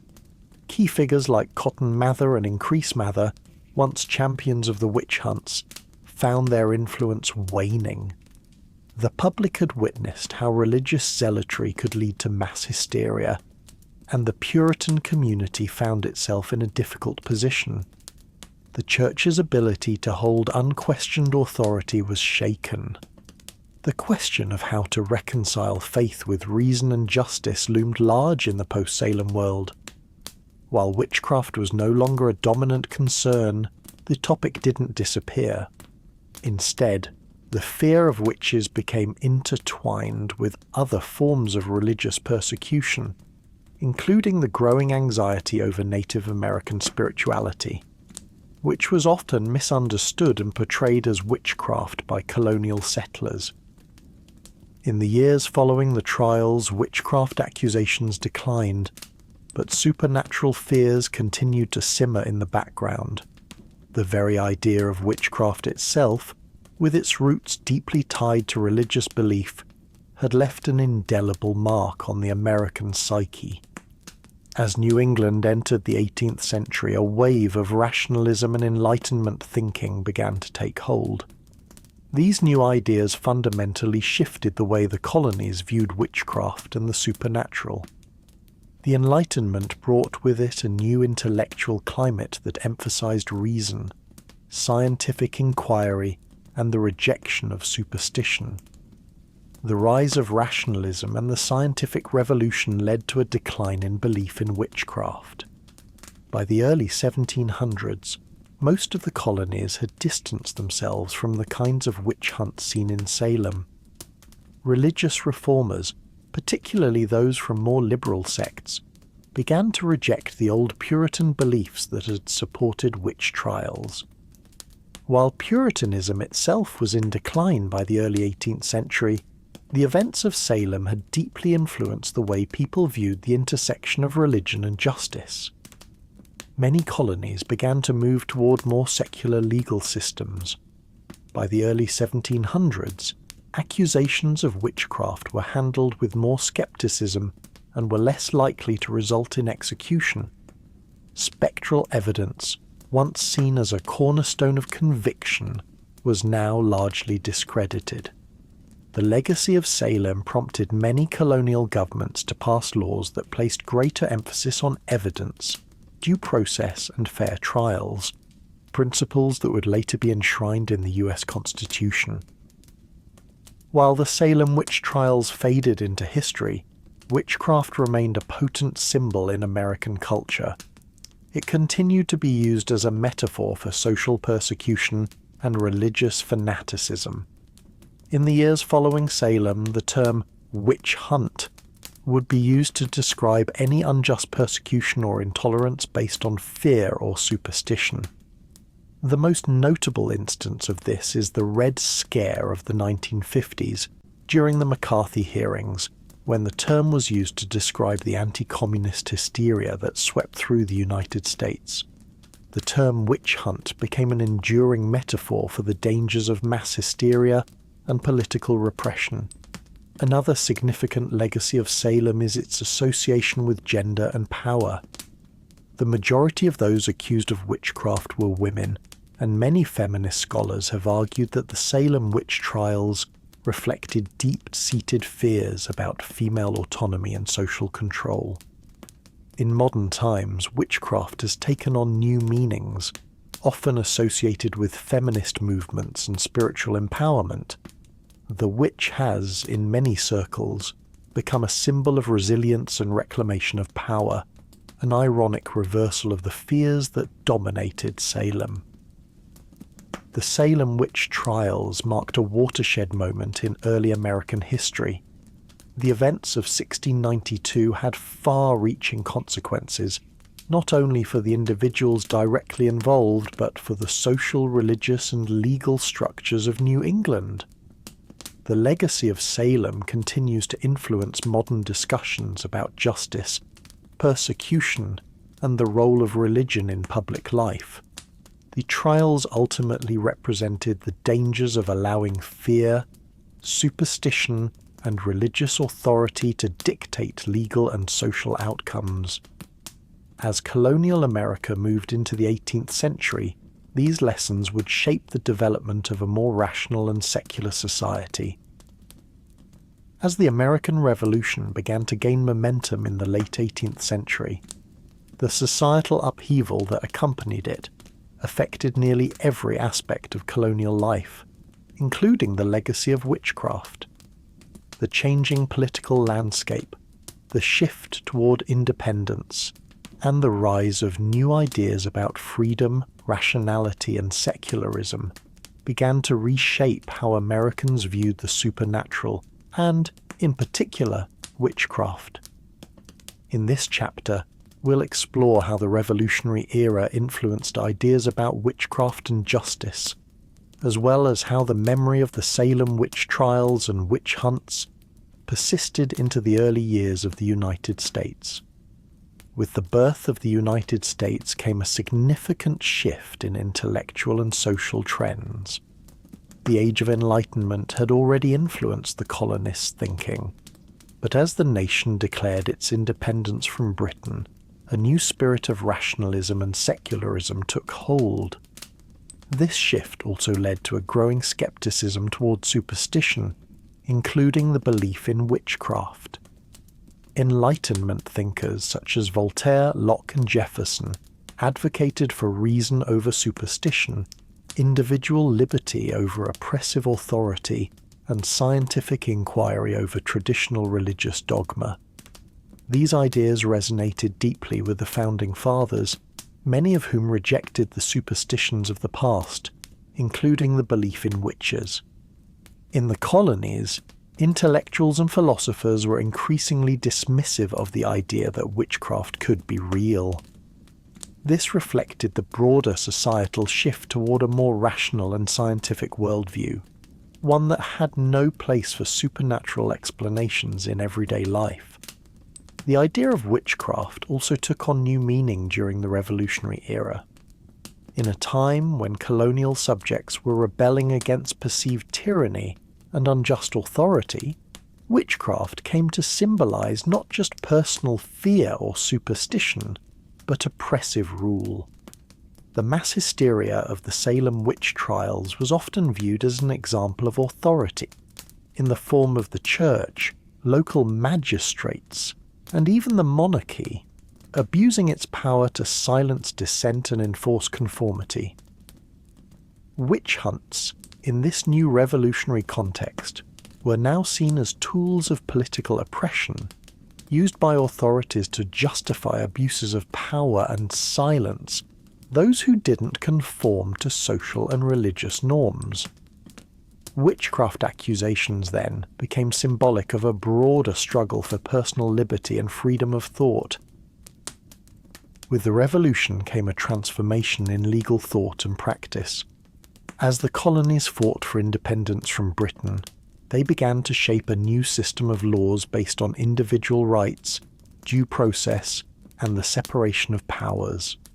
These shifts had profound implications for how witchcraft and supernatural fears were viewed in the young nation. By the time the Revolutionary War broke out, the idea of witchcraft trials had already begun to fade into the background. The trial of witches was no longer seen as an appropriate function of a modern legal system, even in states that had once been centers of witch trials such as Massachusetts. The practice of accusing and convicting people of witchcraft had been officially abolished by the 1700s. In fact, in 1779, Massachusetts officially annulled all witchcraft convictions that had occurred in the previous century, marking a final break from the practices of the past. The Revolutionary Era marked the end of an era in which witchcraft accusations were taken seriously by the law. In their place, the Bill of Rights, 1791, and other legal reforms laid the foundation for fair trials, equal protection under the law, and the presumption of innocence, principles that directly contradicted the witch trials and their reliance on spectral evidence and moral panic. As the United States moved toward independence, the importance of religious freedom was emphasized. The First Amendment, passed in 1791, guaranteed freedom of religion and ensured that the government could not establish or favor a specific religion. This was a significant departure from the colonial system, where churches and religious authorities had great influence over legal matters, including witchcraft trials. This legal separation of church and state was crucial in ending the centuries-old practice of religiously motivated witch hunts. As the new government solidified, the intertwining of religious doctrine with legal and political power, which had often fueled witch trials, was increasingly seen as a relic of an older, oppressive system. Although witchcraft accusations became increasingly rare during the Revolutionary Era, the fear of witches did not entirely disappear. In fact, the political climate of fear and suspicion that accompanied the Revolution continued to shape American perceptions of the supernatural. As the Revolution heated up, Americans began to personify the British monarchy as a tyrannical evil force, and accusations of witchcraft became metaphorical. The British Crown was often depicted as an evil sorcerer, trying to manipulate the colonists with magical or sinister powers. In this way, the fear of witchcraft and the fear of British oppression became intertwined in the colonial imagination. The imagery of witchcraft was also used to describe the behaviour of those loyal to the crown. Loyalists who remained faithful to the British monarchy were sometimes called witches or traitors by the revolutionary forces, representing an effort to cast them as agents of tyranny. Witchcraft, once a literal concern, now functioned as a symbolic tool in the fight for independence. Despite the increasing skepticism toward witchcraft, fears of witchcraft and the supernatural still found their way into the American political discourse. The fear of witches, particularly as it related to female power and social conformity, remained a potent force in some regions. Social control in the early United States was often enforced through fear and moral panics, which included witchcraft fears.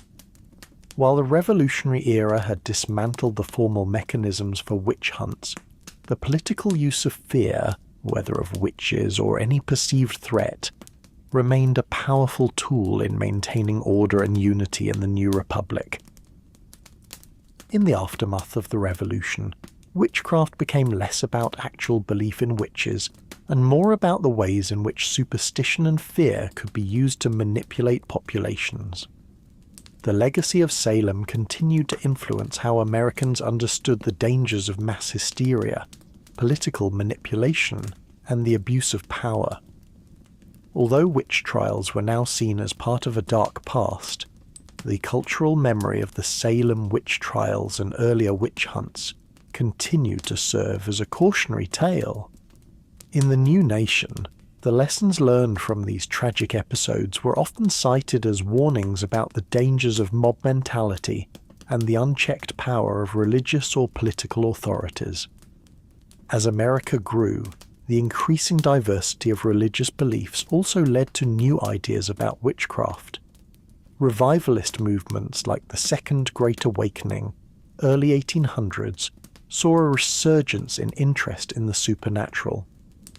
Yet, rather than leading to witch hunts, these movements focused more on spiritual revivalism and personal salvation, often with less emphasis on witchcraft as a central issue. However, as we'll explore in later chapters, the legacy of witchcraft would continue to shape American religious and cultural movements well into the 19th century. The Revolutionary era was a time of profound change for the fledgling United States. With the separation from Britain and the rise of new political and legal systems, witchcraft became less of a practical concern and more of a symbol of the past. However, the era also highlighted the dangers of superstition, fear, and the political use of witchcraft accusations, themes that would continue to resonate throughout American history. The era marked the end of witchcraft trials in the United States, but the struggle between freedom and fear would continue in new forms as Americans sought to navigate the complexities of a new independent nation. By the early 19th century, the United States was entering a new phase of social development. The Revolutionary era had established the foundations for a new nation, and ideas about liberty, individual rights, and reason were beginning to dominate the intellectual landscape. This period also witnessed the decline of witchcraft beliefs, as the country increasingly moved away from the superstitions and religious fervour that had shaped its earlier history. In this chapter, we'll explore the ways in which the rise of secularism and rationalism in the 19th century contributed to the marginalization of witchcraft beliefs, and how the growing influence of science, Enlightenment ideals, and modernity helped reshape the cultural and social perceptions of the supernatural in America. With the passing of the Revolutionary War, Americans began to embrace Enlightenment values more fully. The period's emphasis on reason, empiricism, and scientific inquiry gradually led to the marginalization of beliefs in the supernatural, including witchcraft. Intellectuals, scientists, and thinkers like Thomas Jefferson, Benjamin Franklin, and James Madison were key proponents of these ideals, advocating for rational thought as a means of progressing society. The growth of secularism in the 19th century became one of the key factors in the decline of witchcraft beliefs. As the United States expanded its intellectual horizons, ideas grounded in reason and scientific exploration began to dominate. Philosophers and thinkers started to challenge the mystical and supernatural explanations for natural phenomena, and witchcraft was increasingly seen as a primitive superstition. The rise of scientific institutions, universities, and public intellectuals helped cultivate a culture that questioned mystical or religious explanations for events like illness, misfortune, or death. As the fields of medicine and science began to advance, many of the symptoms that had once been associated with witchcraft, such as fits, mental illness, or unexplained behaviour, were now attributed to psychological or biological causes. New treatments for diseases and disorders, along with public health campaigns, reduced the cultural reliance on supernatural explanations for suffering and misfortune. This scientific shift played a key role in pushing witchcraft further to the fringes of society. As diseases were no longer seen as the result of evil spirits or witches' curses, but instead as natural phenomena subject to treatment and prevention, the very idea of witchcraft began to lose credibility.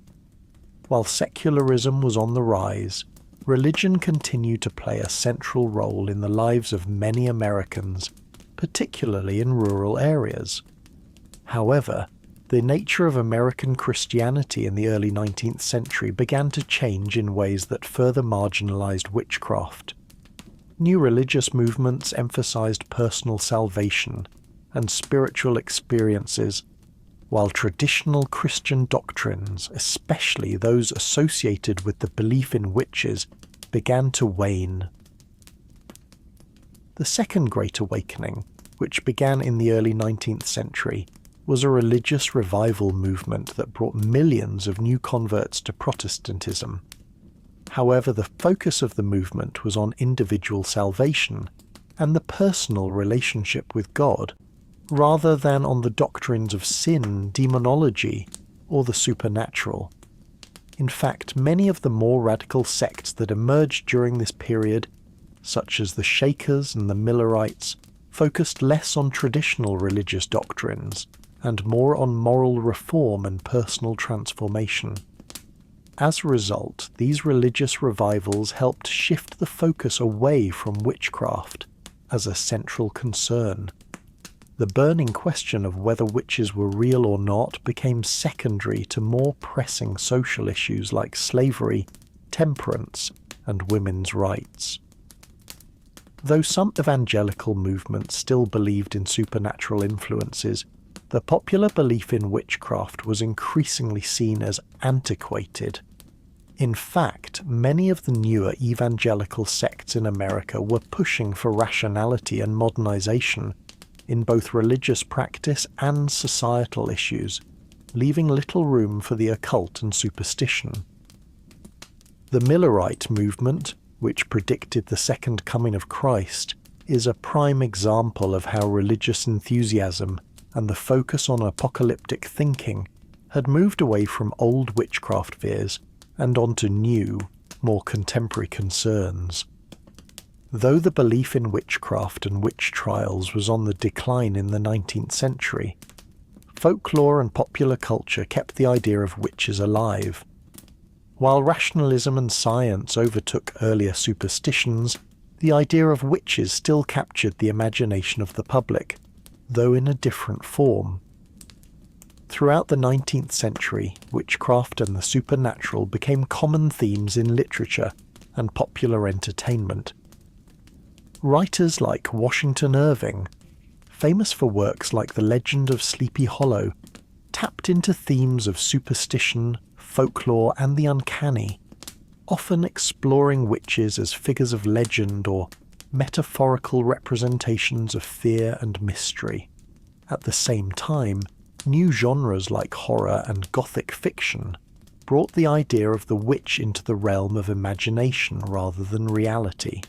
Stories about evil witches, haunted houses, and the occult became popular ways to explore the darker sides of human nature and societal fears.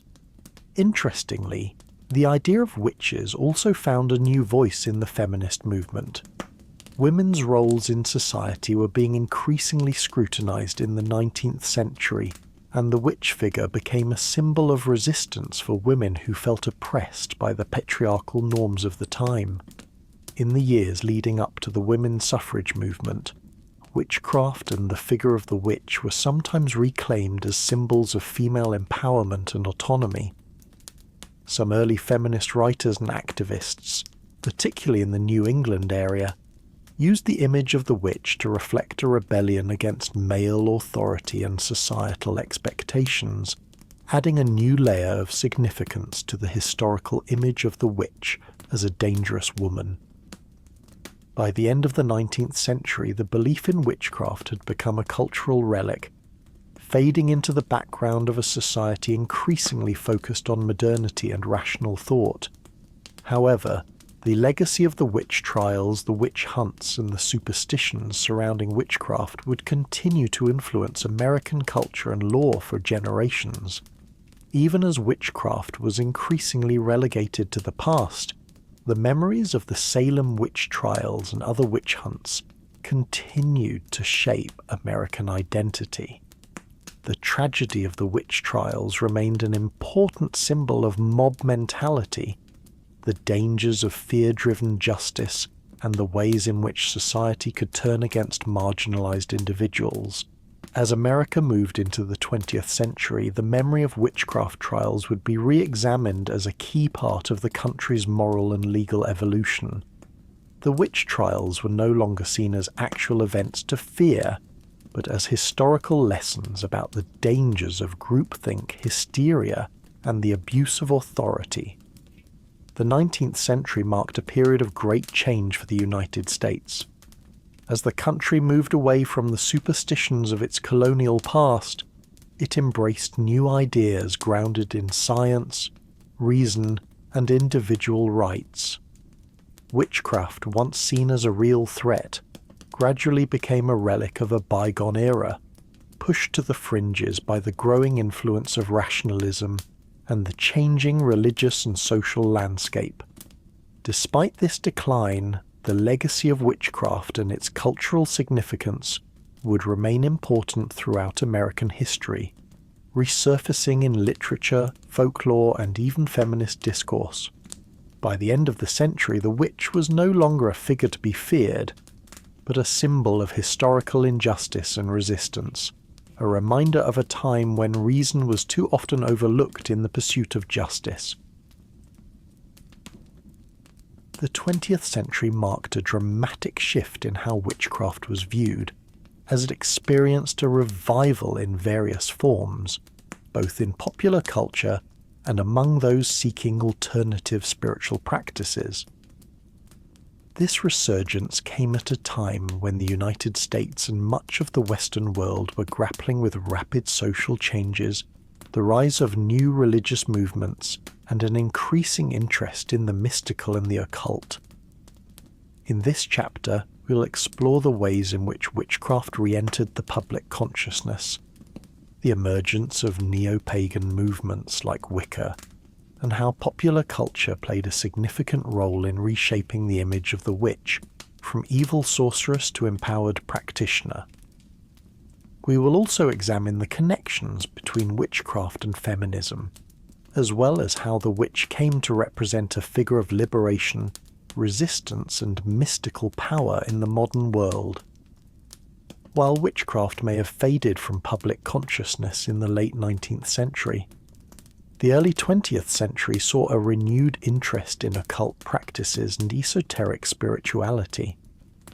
This was largely driven by the increasing interest in the mystical, the supernatural, and the unexplained, fueled by the cultural upheaval brought on by World War I, the rise of modernism, and the secularization of society.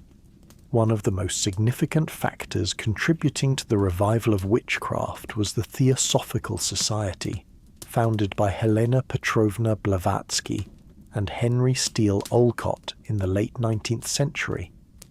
Theosophy promoted the idea of hidden knowledge and a mystical understanding of the world, combining elements of Eastern religions, Western occultism, and Christianity. It was highly influential in popularizing ideas about the supernatural and the idea of hidden powers within the human being. By the early 20th century, Theosophy, along with other movements like spiritualism, mysticism, and occultism, sparked a growing interest in rituals, divination, and astrology, all of which were associated with witchcraft. These movements helped to bring witchcraft and the occult into a more spiritual and philosophical context, distancing it from the dark, superstitious associations of earlier centuries. Amid these spiritual movements, neo-paganism began to take shape in the early 20th century. Influenced by the Romantic movements of the 19th century and the increasing interest in ancient traditions, a group of individuals began to reclaim aspects of pre-Christian religions, including Celtic, Norse, and Greco-Roman practices, some of which involved witchcraft-like rituals and ceremonies. This revival was often eclectic and non-dogmatic, emphasizing a connection to nature, the earth, and the divine feminine.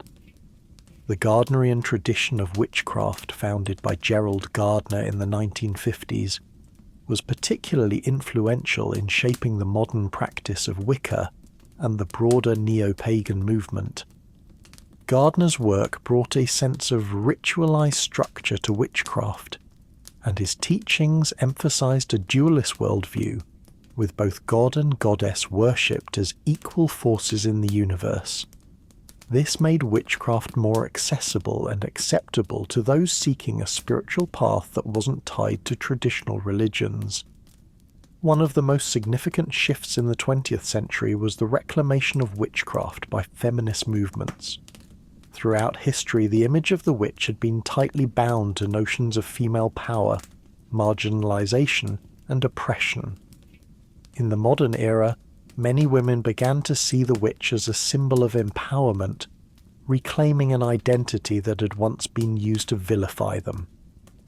In the early 20th century, as women fought for the right to vote, the witch was gradually reclaimed as a feminist symbol of defiance against patriarchal authority. As more women sought alternative spiritualities, witchcraft, with its emphasis on the divine feminine, became an attractive and empowering path for many. It provided a spiritual framework where women could embrace their autonomy, their sexuality, and their creative power without the constraints imposed by traditional religious teachings. The rise of second-wave feminism in the 1960s and 1970s further amplified this connection between witchcraft and women's rights.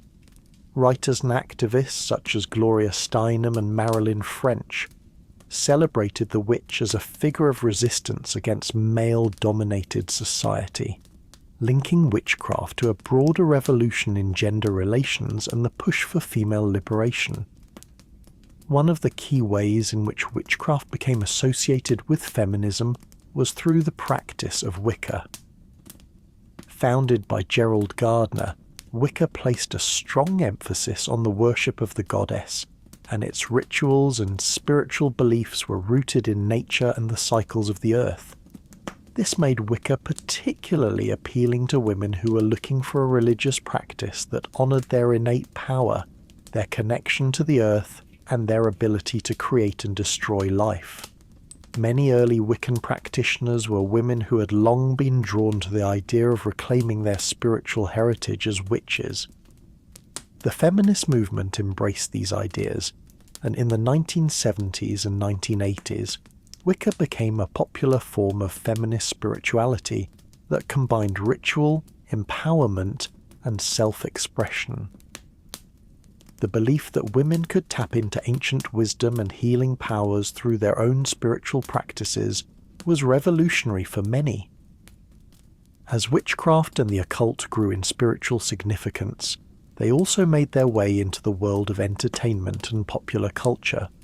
By the mid-20th century, witches were becoming a prominent figure in films, literature and television, often portrayed in ways that shifted the perception of witchcraft away from its dark, evil associations.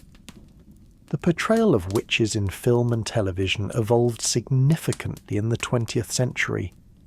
Early portrayals often depicted witches as evil or sinister figures, as seen in films like The Wizard of Oz, 1939, and Night of the Hunter, 1955. However, as the century progressed, more complex and positive depictions of witches emerged. Films like The Witches of Eastwick, 1987, Practical Magic, 1998, and Harry Potter, 2001 to 2011, portrayed witches as empowered, multi-dimensional characters, shifting the image of the witch from a figure of evil to one of mystical power and personal autonomy.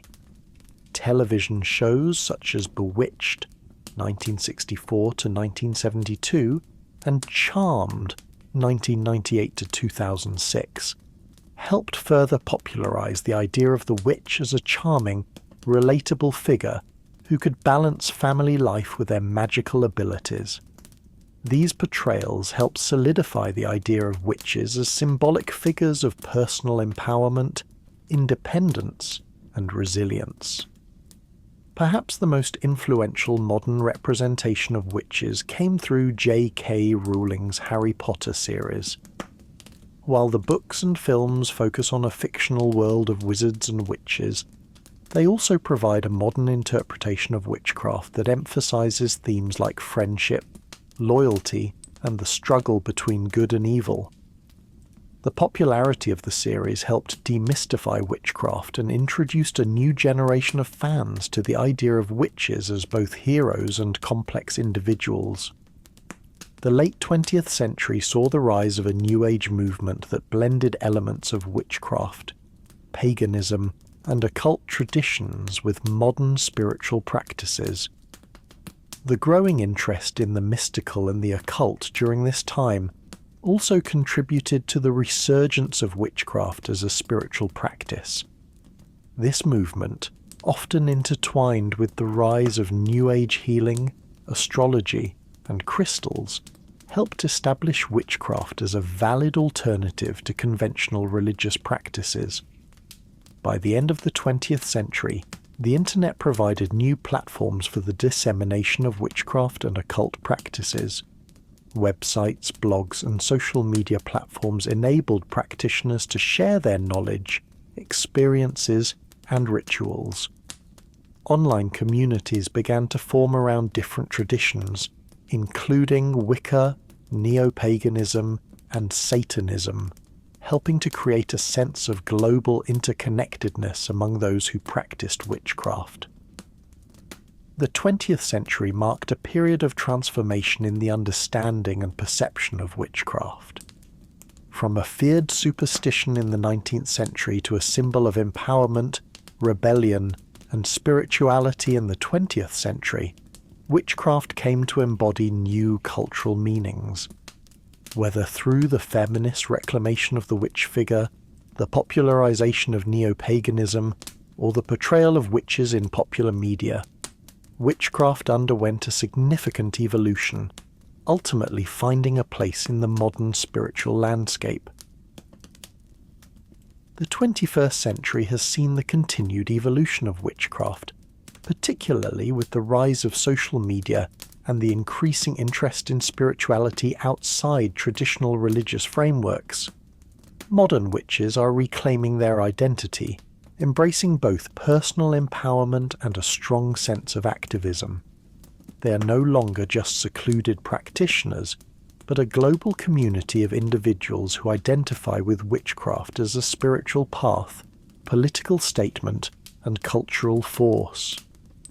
This chapter explores the role of witchcraft in the modern world, focusing on how it intersects with identity, activism, politics, and the global spiritual community.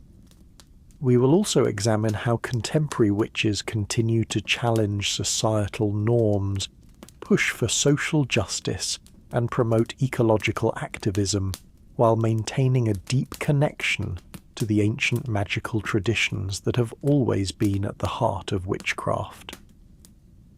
In the modern era, the concept of the witch has evolved into a multifaceted identity, often tied to broader movements of self-expression, autonomy, and personal power.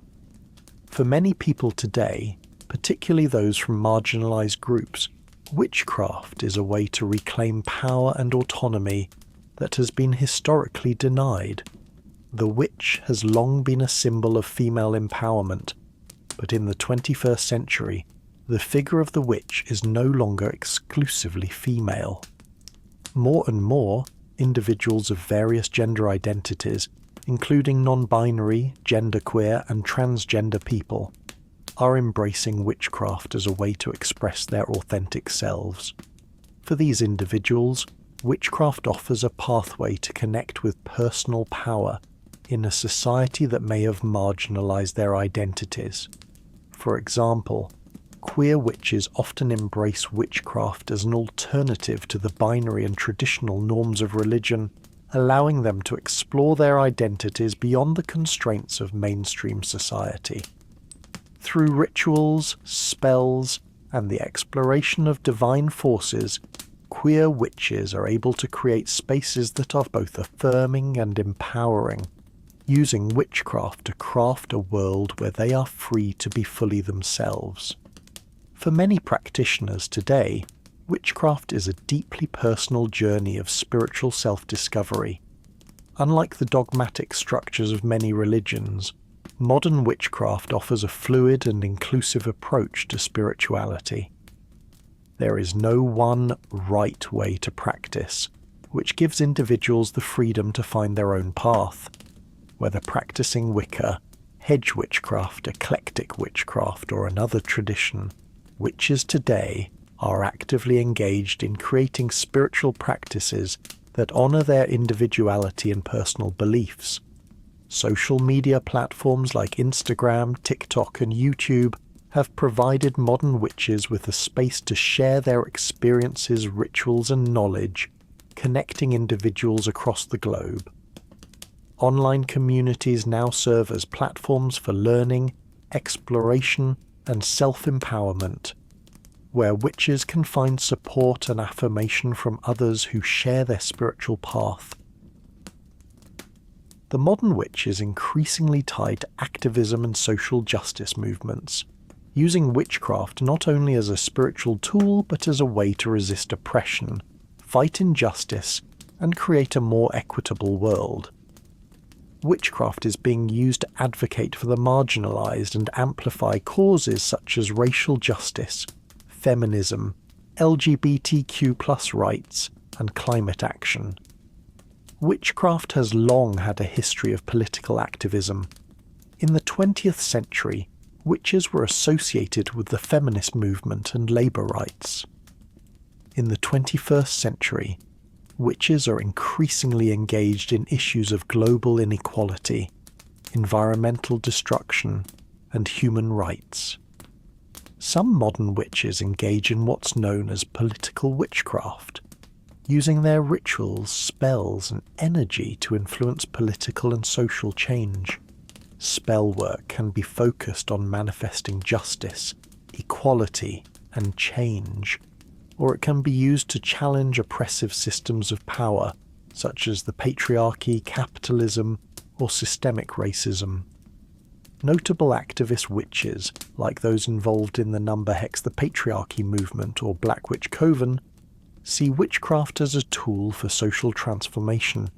They use magic in conjunction with direct action and activist work to resist societal injustices, particularly focusing on creating safe and inclusive spaces for women, people of colour, and LGBTQ+ individuals. An important aspect of modern witchcraft is its growing focus on ecology and environmental justice. Eco-witches are particularly concerned with the planet's health, often organising and participating in actions aimed at combating climate change, promoting sustainability, and protecting the environment. Many eco-witches view their practices as a form of earth-centered spirituality, which means that environmental activism is not just an ethical stance, but a spiritual imperative. They honour the earth as sacred and venerate natural cycles such as the Wheel of the Year, which includes the solstices, equinoxes, and the phases of the moon. Through these rituals, modern witches connect with the earth, aligning their spirituality with their activism, and working toward a more harmonious and sustainable world. In addition to environmental and feminist activism, witchcraft has become an integral part of resistance movements worldwide. Many modern witches are involved in direct action against oppressive governments, systems of racism, and violent regimes. Witchcraft allows these activists to bring a sense of mystical strength and resilience to their activism, using rituals, incantations, and sacred symbols to fuel their efforts. A powerful example of this is the role of witchcraft in the resistance movements against fascism and authoritarianism, where witches work to summon protection and guidance, often invoking figures like Hecate, the goddess of witchcraft and crossroads, to assist them in navigating difficult struggles. Witchcraft has always been intertwined with the healing arts, from herbalism to divination to the practice of energetic healing. Modern witches are rediscovering these ancient healing techniques and blending them with contemporary wellness practices. Healing for many is not just about physical health, but also mental and emotional well-being, as witches engage with practices that promote self-love, mental clarity, and spiritual balance. Many modern witches practice herbalism, the art of using plants and herbs for healing. This practice connects witches to the earth and its natural remedies, which they use to treat physical ailments, restore balance, and enhance spiritual well-being. From lavender for relaxation to sage for purification, the power of herbs is central to the witch's healing toolkit. In the modern world, plant-based remedies and essential oils have gained widespread popularity, and many witches incorporate these practices into their daily lives, often alongside meditation and energy work. These practices promote a holistic approach to wellness, where the focus is on nurturing the mind, body, and spirit together. Another significant aspect of modern witchcraft is the practice of energy work, which involves using the mind and hands to direct or manipulate the flow of energy within the body and the environment. Practices such as Reiki, chakra healing, and crystal healing are often integrated into a witch's spiritual toolkit. These forms of spiritual healing align with the belief that all living beings have energy fields that can be balanced, cleansed, and enhanced. Energy work is increasingly seen as a way to achieve mental clarity, emotional healing, and even spiritual transformation, and many witches today are offering healing services to others as a form of spiritual service. Witchcraft in the modern world is a diverse, dynamic, and evolving spiritual practice that goes beyond rituals and spells. It is deeply tied to identity, activism, healing, and social justice. In the 21st century, witches are reclaiming their personal and collective power, using witchcraft as a means of spiritual empowerment and resistance against oppressive systems. As witchcraft continues to thrive in the modern era, it remains a powerful tool for those seeking personal growth, social transformation, and a deeper connection to the world around them. Whether through activism, healing, or simply embracing one's true self, modern witchcraft represents a path toward a more empowered, inclusive, and conscious world. At the heart of every witch's practice lies deep connection to rituals and symbols. These serve as the language through which witches communicate with the divine, nature, and their own inner power. Rituals offer structure, while symbols imbue meaning and energy into their practices. Whether preparing a simple spell, conducting a sacred ceremony, or invoking ancient deities, witches use ritual and symbolism to transform the intangible into something concrete and powerful. This chapter will explore the significance of rituals and symbols in witchcraft, examining how they function as both personal and collective tools of empowerment, transformation, and connection. Rituals are the backbone of witchcraft. They create sacred spaces, set intentions, and channel energy towards specific goals. Whether performed alone or with others, rituals create a bridge between the mundane and the divine. They hold a transformative potential, that allows witches to manifest their desires, connect with the spiritual realm, and engage with forces greater than themselves. Every ritual, regardless of its complexity, shares a common structure. Typically, rituals are broken down into several key phases. Preparation. The witch sets the stage for the ritual. This could involve cleaning the ritual space, gathering tools, and creating an atmosphere that fosters focus and intention.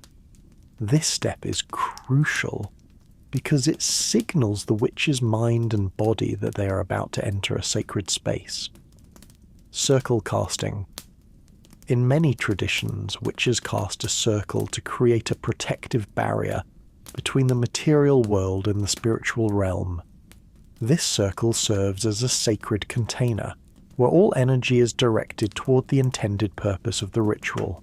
The circle often represents the cycle of life, death, and rebirth, and serves as a space of safety and focus. Invocation. Here, the witch calls upon specific spirits, deities, or energies. These invocations vary depending on the witch's tradition or the purpose of the ritual. For instance, a witch may call upon the elements: earth, air, fire, and water, gods and goddesses such as Hecate, Isis, or Pan, or ancestors. The working. This is the core of the ritual where the witch performs the desired actions, whether it's a spell, meditation, or offering. The working could include chanting, dancing, making offerings, or using ritual tools like candles, crystals, or herbs to direct energy. The witch may also use their willpower and focus to direct the energy toward manifesting a specific outcome. Closing. Once the ritual's work has been completed, the witch closes the circle, thanks the deities or spirits for their presence, and returns to the mundane world.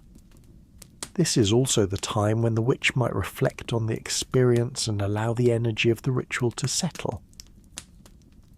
Rituals are also deeply personal experiences. Through them, witches can empower themselves by acknowledging their own inner power and tapping into the forces of nature. By performing rituals that resonate with them personally, witches experience a deep sense of self-empowerment and spiritual agency. For example, a witch may perform a daily ritual of gratitude, lighting a candle and offering thanks for the abundance in their life. This simple act can be deeply transformative, allowing the witch to set a positive intention for the day and connect with a greater sense of purpose. Rituals also provide witches with a way to mark important moments in their lives, whether they are celebrating seasonal changes, e.g., sabbats like Samhain or Beltane, or personal milestones, e.g., birthdays, new beginnings, or transitions. These rituals help witches ground themselves in their practice and maintain a deeper connection to their spirituality. Symbols are a universal language that transcend words. They are the archetypes, sigils, and sacred signs that witches use to communicate with the spiritual realm and to direct energy. In witchcraft, symbols carry powerful meanings that resonate with the subconscious mind, unlocking hidden potentials and facilitating the flow of energy. The pentacle. One of the most well-known symbols of witchcraft, the pentacle, a five-pointed star inside a circle, represents the elements, earth, air, fire, water, and spirit, and is often used in ritual and as an amulet for protection. The pentacle symbolizes the balance and harmony of these elements and the interconnectedness of the material and spiritual worlds. The triple moon. This symbol, representing the phases of the moon, waxing, full, and waning, is particularly associated with Wicca and feminine energy. It signifies the triple goddess, maiden, mother, crone, representing the cyclical nature of life, death, and rebirth. The triple moon is also a symbol of the feminine mysteries and the power of intuition. The Ankh, a powerful symbol of life and eternity. The Ankh, an ancient Egyptian symbol, represents immortality and the divine connection between life and the afterlife. Many witches use the Ankh to invoke the energy of fertility, protection, and spiritual enlightenment. The Sigil. Sigils are custom-made symbols created by witches to represent a specific intention or desire. They are drawn and activated with the witch's focus and intent, often during a ritual or meditation. Sigils can be used for protection, healing, love spells, or other magical workings. The Broom. In witchcraft, the broom symbolizes cleansing and purification. It is used to sweep away negative energy from a space, or to energetically clear obstacles in the witch's path. The broom also symbolizes balance and the witch's connection to the elements, particularly the earth and air. The Cauldron. The cauldron is a symbol of transformation and rebirth. It is a vessel that represents the mysteries of witchcraft, often associated with the process of creation, dissolution, and renewal.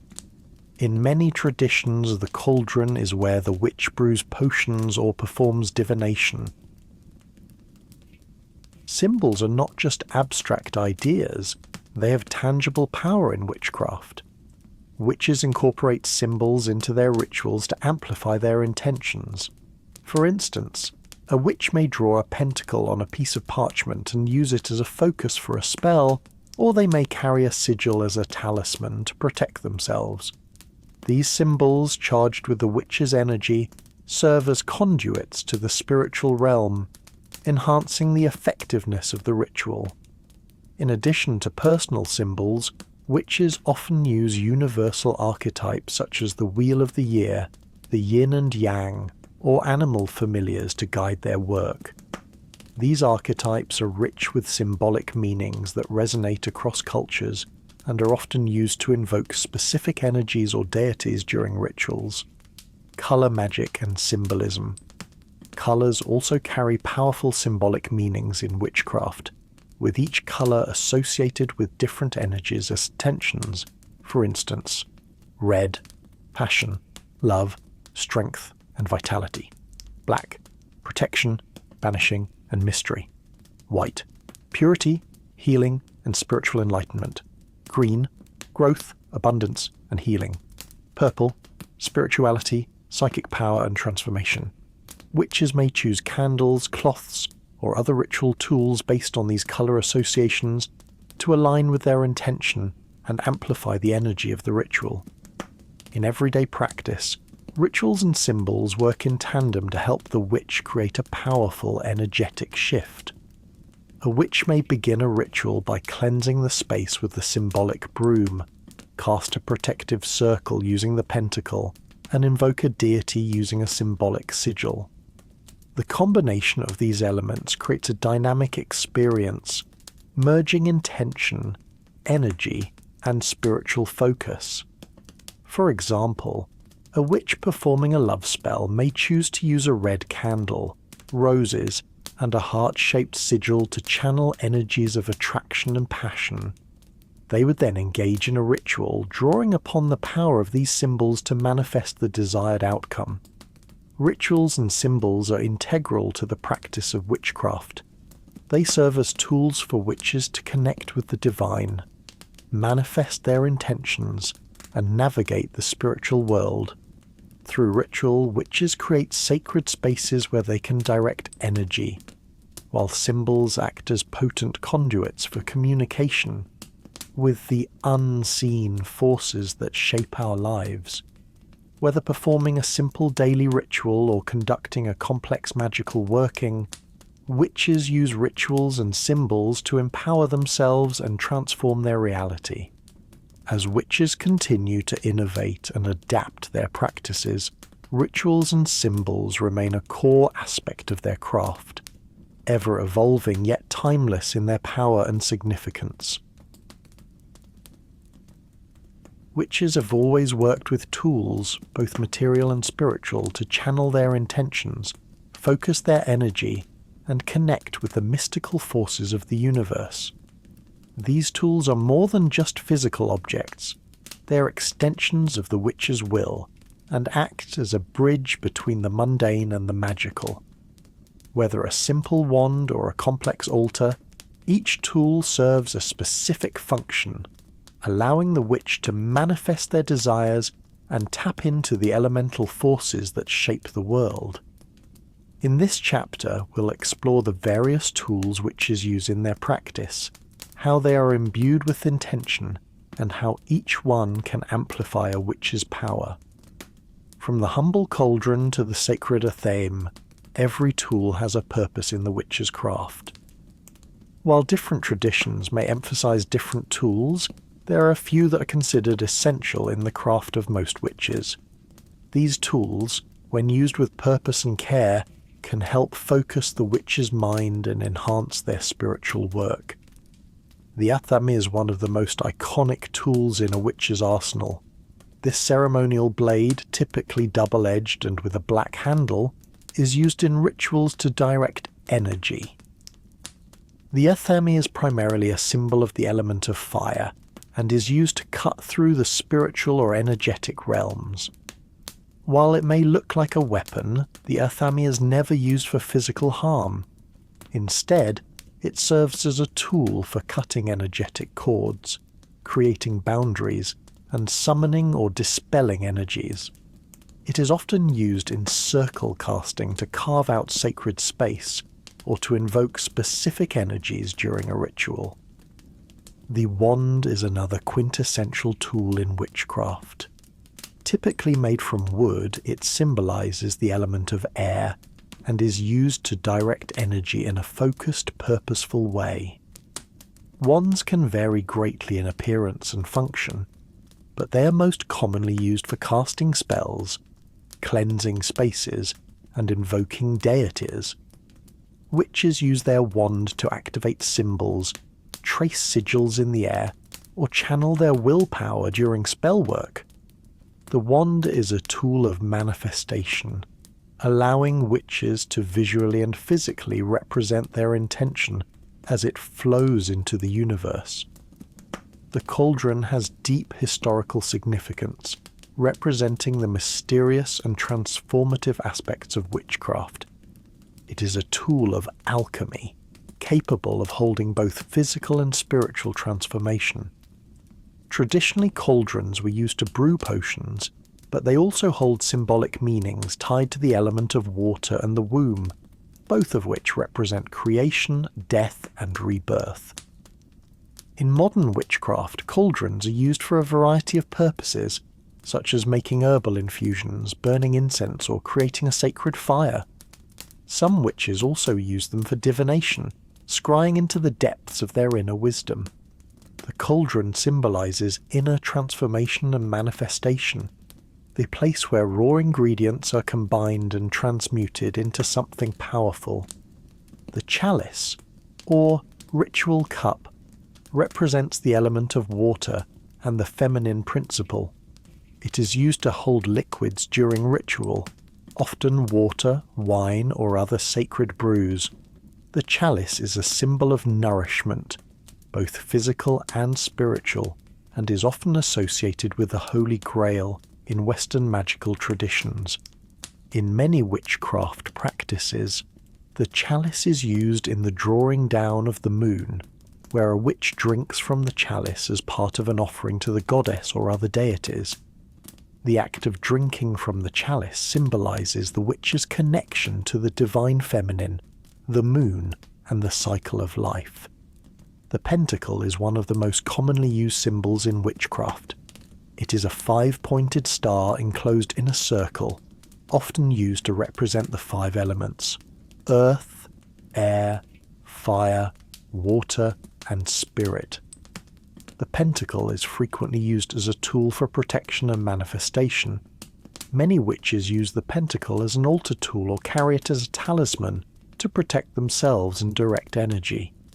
The symbol itself holds power, and when placed on the altar, it helps establish a sacred space where magic can unfold. The broom, or besom, is perhaps one of the most iconic tools associated with witches. It is traditionally used to sweep away negative energy, clear spaces, and purify ritual areas. In many magical traditions, the broom symbolizes purification and the balance of the elements.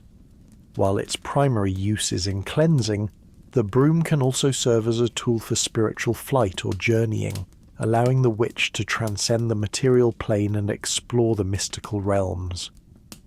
The broom is also tied to fertility and protection, often placed beside the bed or in the corners of the home to keep the space safe from harmful influences.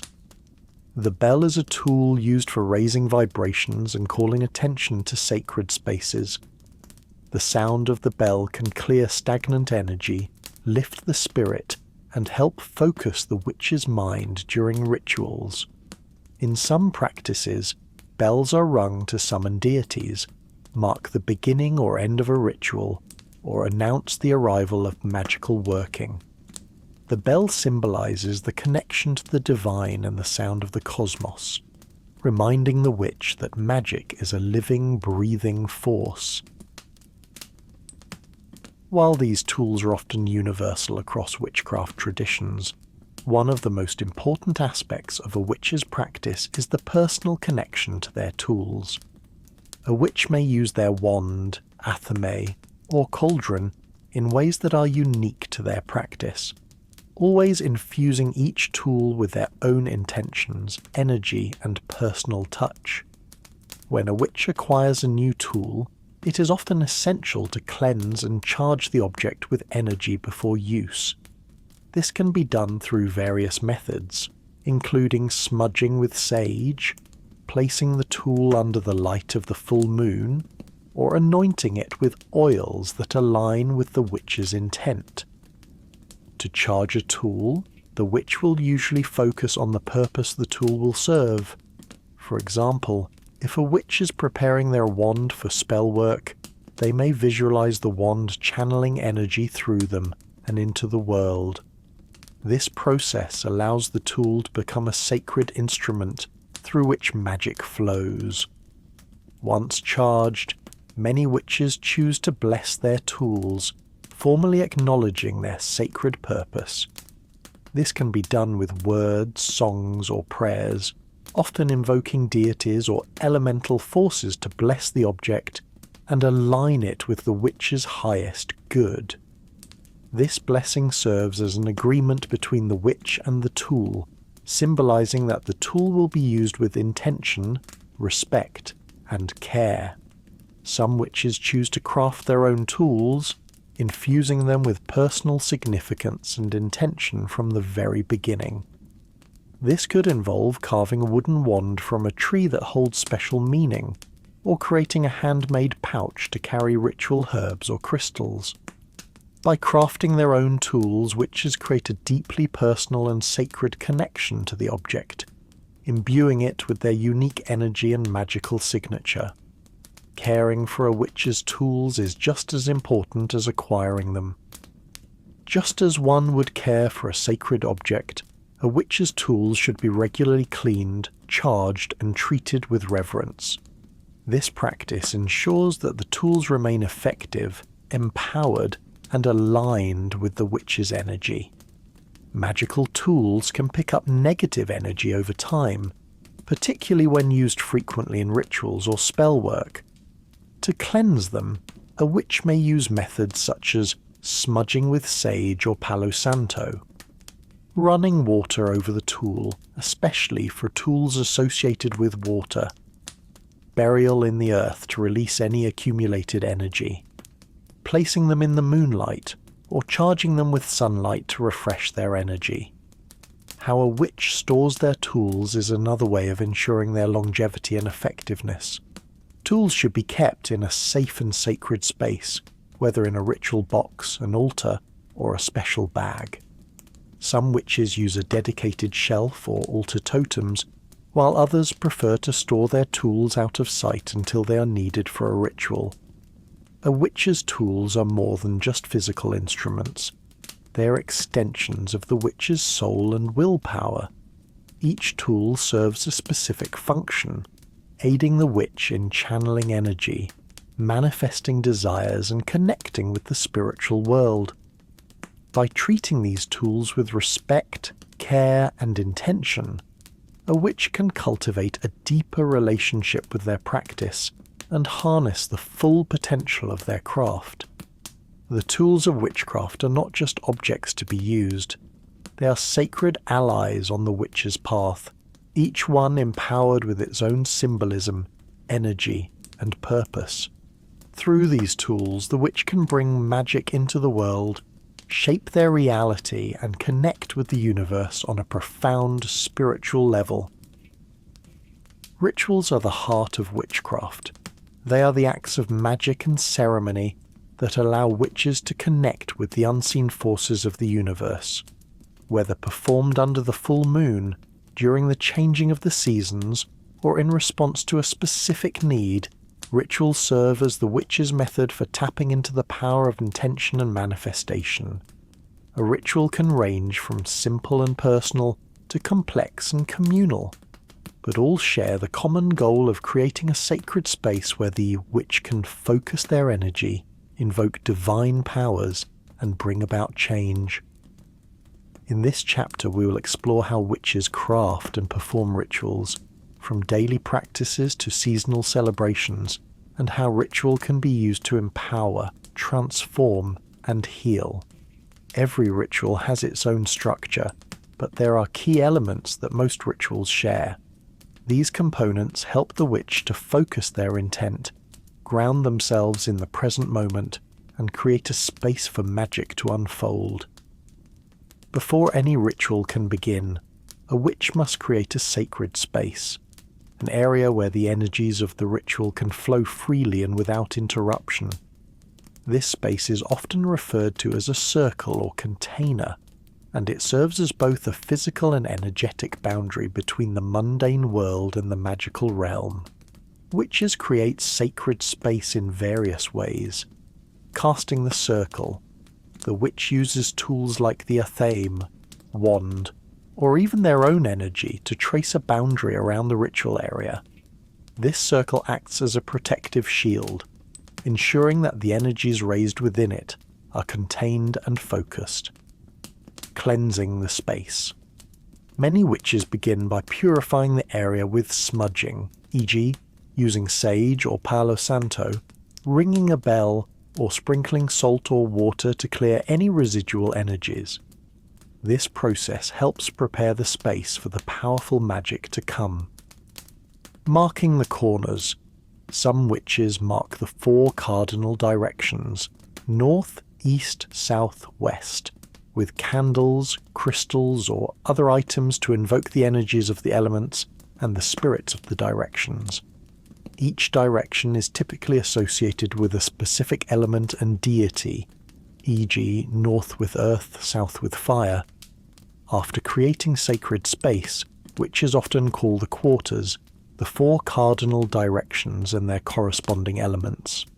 This step invites the energies of the elements and the spirits of the directions to participate in the ritual. East represents the element of air, associated with the intellect, thoughts, communication, and the dawn.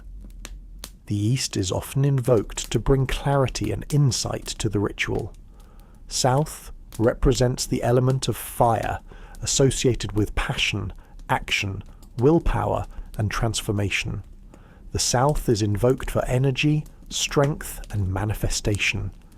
West represents the element of water, associated with emotion, intuition, healing, and dreams. The West is called upon for emotional release, cleansing, and growth. North represents the element of earth, associated with stability, material wealth, grounding, and fertility. The North is invoked for protection, abundance, and manifestation in the physical world. Calling the quarters helps the witch connect with the natural forces and ensures that the elements are aligned to aid the magic being worked. Witches often invoke the divine, be it the goddess, god, or specific deities or spirits, in their rituals. This step establishes a deeper spiritual connection and invites higher powers to participate in the ritual. Invocations may include chanting, prayer, or calling on specific gods, goddesses, or spirits relevant to the ritual. For example, in a love spell, a witch might invoke Aphrodite or Venus, the goddess of love and beauty. In a protection ritual, the witch might call upon Hecate, the goddess of boundaries and protection. For healing rituals, the witch may invoke Brigid or Air, deities associated with healing and transformation. Invoking the divine not only invites spiritual assistance, but also helps align the witch's personal energy with the higher powers of the universe.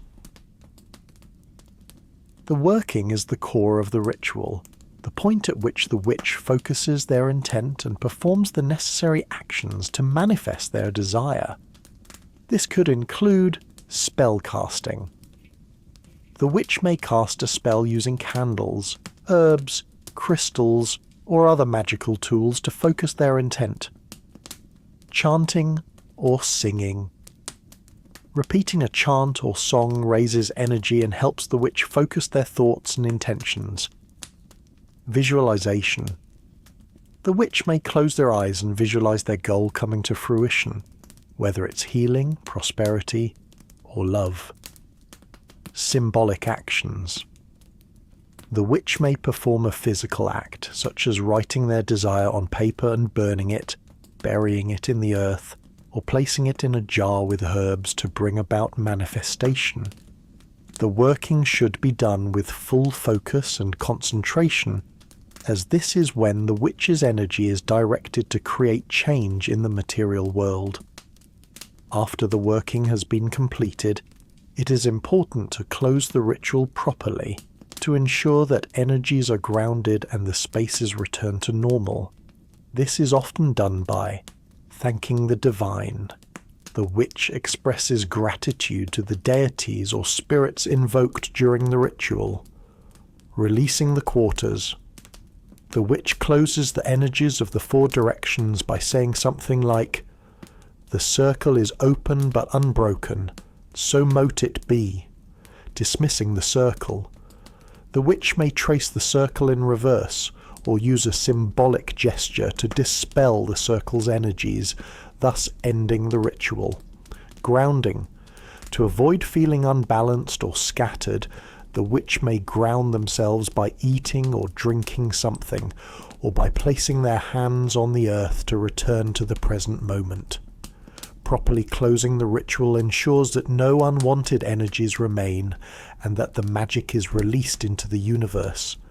Different witches may perform rituals for various purposes, and these rituals may be personalized based on tradition, intent, or specific goals.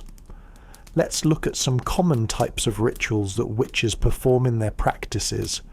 In Wicca and other traditions, witches celebrate the Wheel of the Year, a cycle of 8 Sabbats, festivals, that mark the changing of the seasons.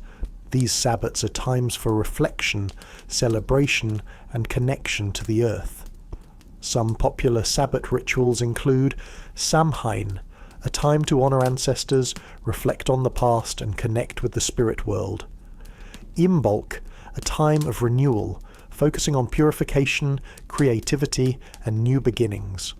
Beltane, a celebration of fertility, passion, and the blossoming of life. Lammas, a time of thanksgiving, harvest, and gratitude for the abundance of the earth.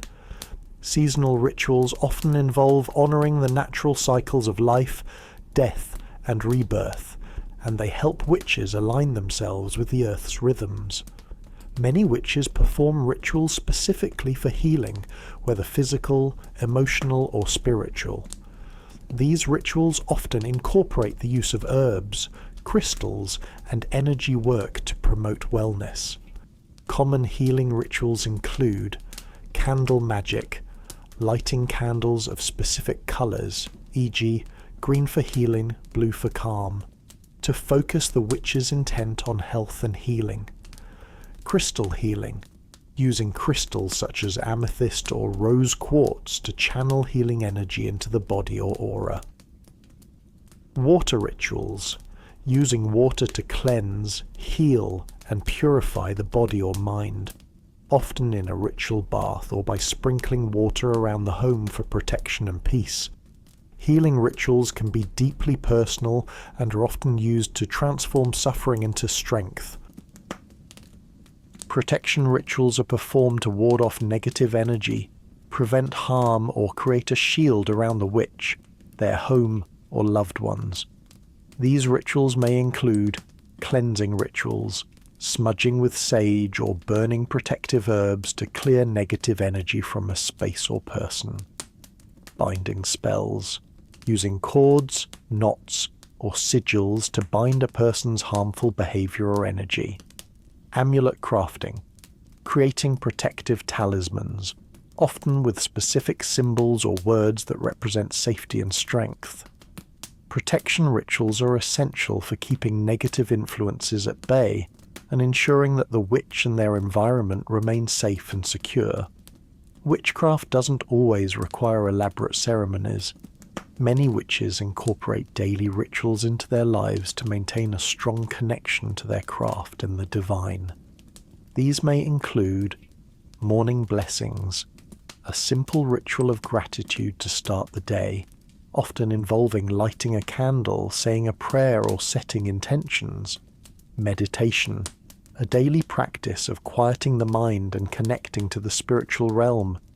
Moon rituals, observing the phases of the moon and performing small rituals to align with the lunar energy.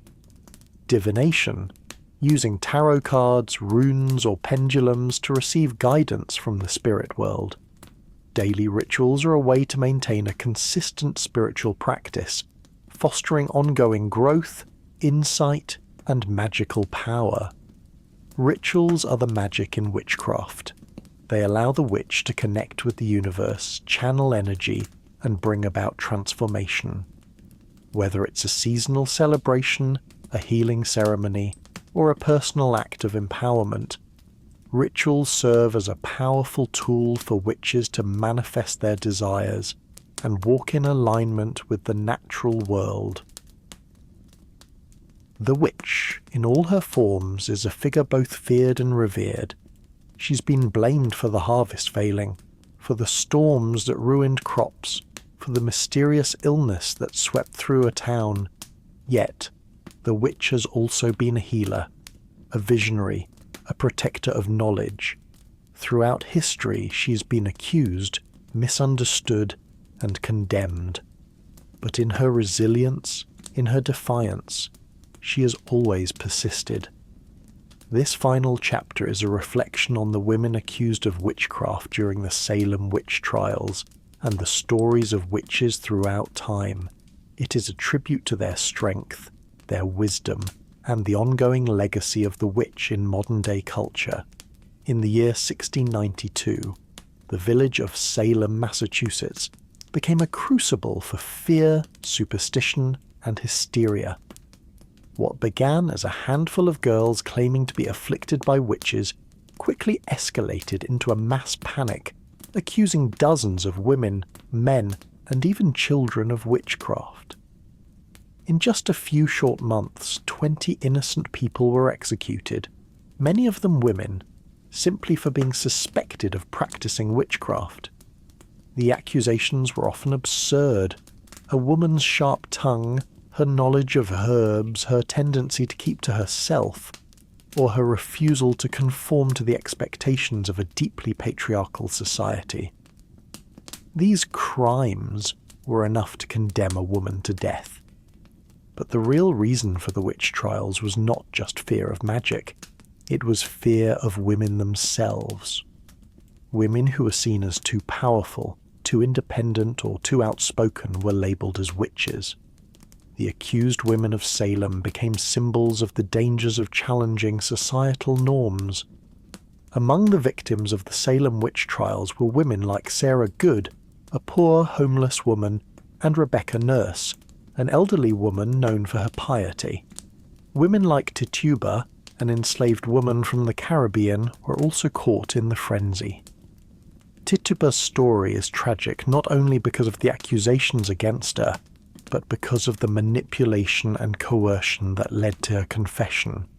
She was forced to implicate others, caught in a system that used fear and power to destroy innocent lives. These women, though their lives were cut short or forever marred by the trials, became a part of a larger story, a story of defiance, resilience, and survival. Their spirits live on in the modern witch, in the woman who refuses to be silenced, in the healer who defends the wisdom of the earth, and in the spirit of empowerment that can never be fully extinguished. To be called a witch, in many cases, was to be called powerful. Women accused of witchcraft were often those who threatened the status quo, women who were capable of healing, leadership, and independence. In a world where women were largely relegated to the roles of wife and mother, the witch was a symbol of female autonomy and the embodiment of power that was both feared and admired. The witch was an outlaw, a woman who lived on the fringes of society, unbound by the rules that sought to define her. She was untamed, wild, and free, and for this she was punished. Throughout history, witches have been depicted in many forms, from the Cailleach, the ancient Celtic crone, to the wise women of the early medieval period, to the witches of the Renaissance who practiced both spiritual and physical magic. The witch has evolved and adapted. In the ancient world, the figure of the witch was often revered. The Celtic traditions told of powerful women who could shapeshift, commune with the elements, and heal with herbs. The Greek goddesses like Hecate, the goddess of magic and the moon, were seen as powerful protectors and guides for those seeking to change their fate. In the Norwegian sagas, witches were often associated with Seda, a form of magic practiced by shamans who could manipulate the fates of both men and gods. These women were both feared and respected for their ability to alter the course of events through magic and prophecy. By the medieval period, the figure of the witch became demonized. With the rise of the Christian Church and the Inquisitions that swept across Europe, the role of the wise woman or healer was cast aside as heresy. The Malleus Maleficarum, the Hammer of Witches, a manual written in the 15th century, outlined methods for identifying, interrogating, and executing witches, claiming that women were more susceptible to the devil's temptations. Witch hunts spread across Europe, claiming thousands of lives, many of them women accused of witchcraft simply for possessing knowledge of the natural world. Today, the witch is no longer just a figure of fear, but one of empowerment. With the rise of the modern witchcraft movement, including Wicca, neo-paganism, and eclectic witchcraft, women have reclaimed the witch as a symbol of self-empowerment and spiritual autonomy. The witch is now celebrated for her wisdom, strength, and her connection to the divine and the natural world. In literature and popular culture, the witch has become a symbol of rebellion, freedom, and healing. From characters like Glinda the Good Witch in The Wizard of Oz, to the powerful witches of Charmed and American Horror Story, modern depictions have reclaimed the witch as a complex, multifaceted character, not just one who casts spells, but one who holds wisdom, complexity, and depth. The legacy of the witch is not just about history. It is about the ongoing power of the feminine spirit, the connection to the earth, and the defiance of tyranny. Today, the witch is more than just a figure of fantasy. She's a woman who is in touch with her own intuition, wisdom, and strength. The witch embraces her power, whether it be through healing, spiritual practices, or activism. In many ways, the modern witch is a feminist icon. She's a woman who asserts her autonomy, defends her space, and chooses to walk her own path, irrespective of societal expectations. Just as the witches of the past stood defiant in the face of injustice, today's witch continues to challenge norms and fight for freedom, equality, and justice. The witch's legacy is tied to the fight for autonomy, for the right to be oneself, and for the right to self-define. She is the woman who chooses her own destiny, who refuses to be silenced, and who, through her resilience, transforms not only herself but the world around her. In the modern world, witches continue to serve as healers, both in the physical and emotional sense. They tend to the earth, use herbs for medicinal purposes, and offer comfort to those in need. They are counselors, guides, and mentors, passing down knowledge of magic, divination, and the ways of the ancestors. Witchcraft at its core is about healing. Healing the earth, healing the spirit, and healing the community. The modern witch has learned from the witches of the past, turning their persecution into power. The witch's story is not one of defeat, but one of survival. From the Salem witches to the modern witches of today, the witch is a woman who is not easily silenced. She represents all the women who have fought and continue to fight for their right to live freely, to express themselves, and to follow their own path. As the witch's legacy grows stronger, so too does the recognition of the importance of self-empowerment, healing, and connection to the earth and the divine. The witch is no longer an outcast.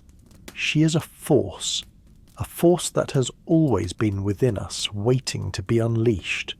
And as long as there are those who seek to silence the voices of the powerful, the witch will rise again, stronger, wiser, and more determined than ever.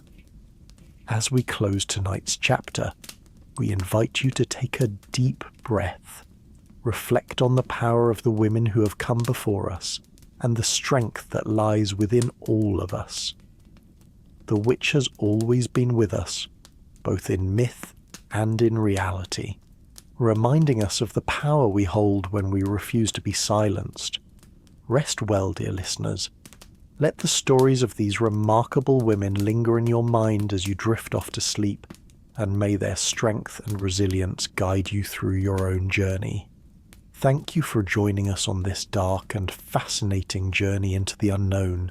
Be sure to stay tuned for more obscure chronicle content. We'll be back soon with more tales that challenge, provoke, and uncover the mysteries of our world. Until then, good night and keep your light shining bright.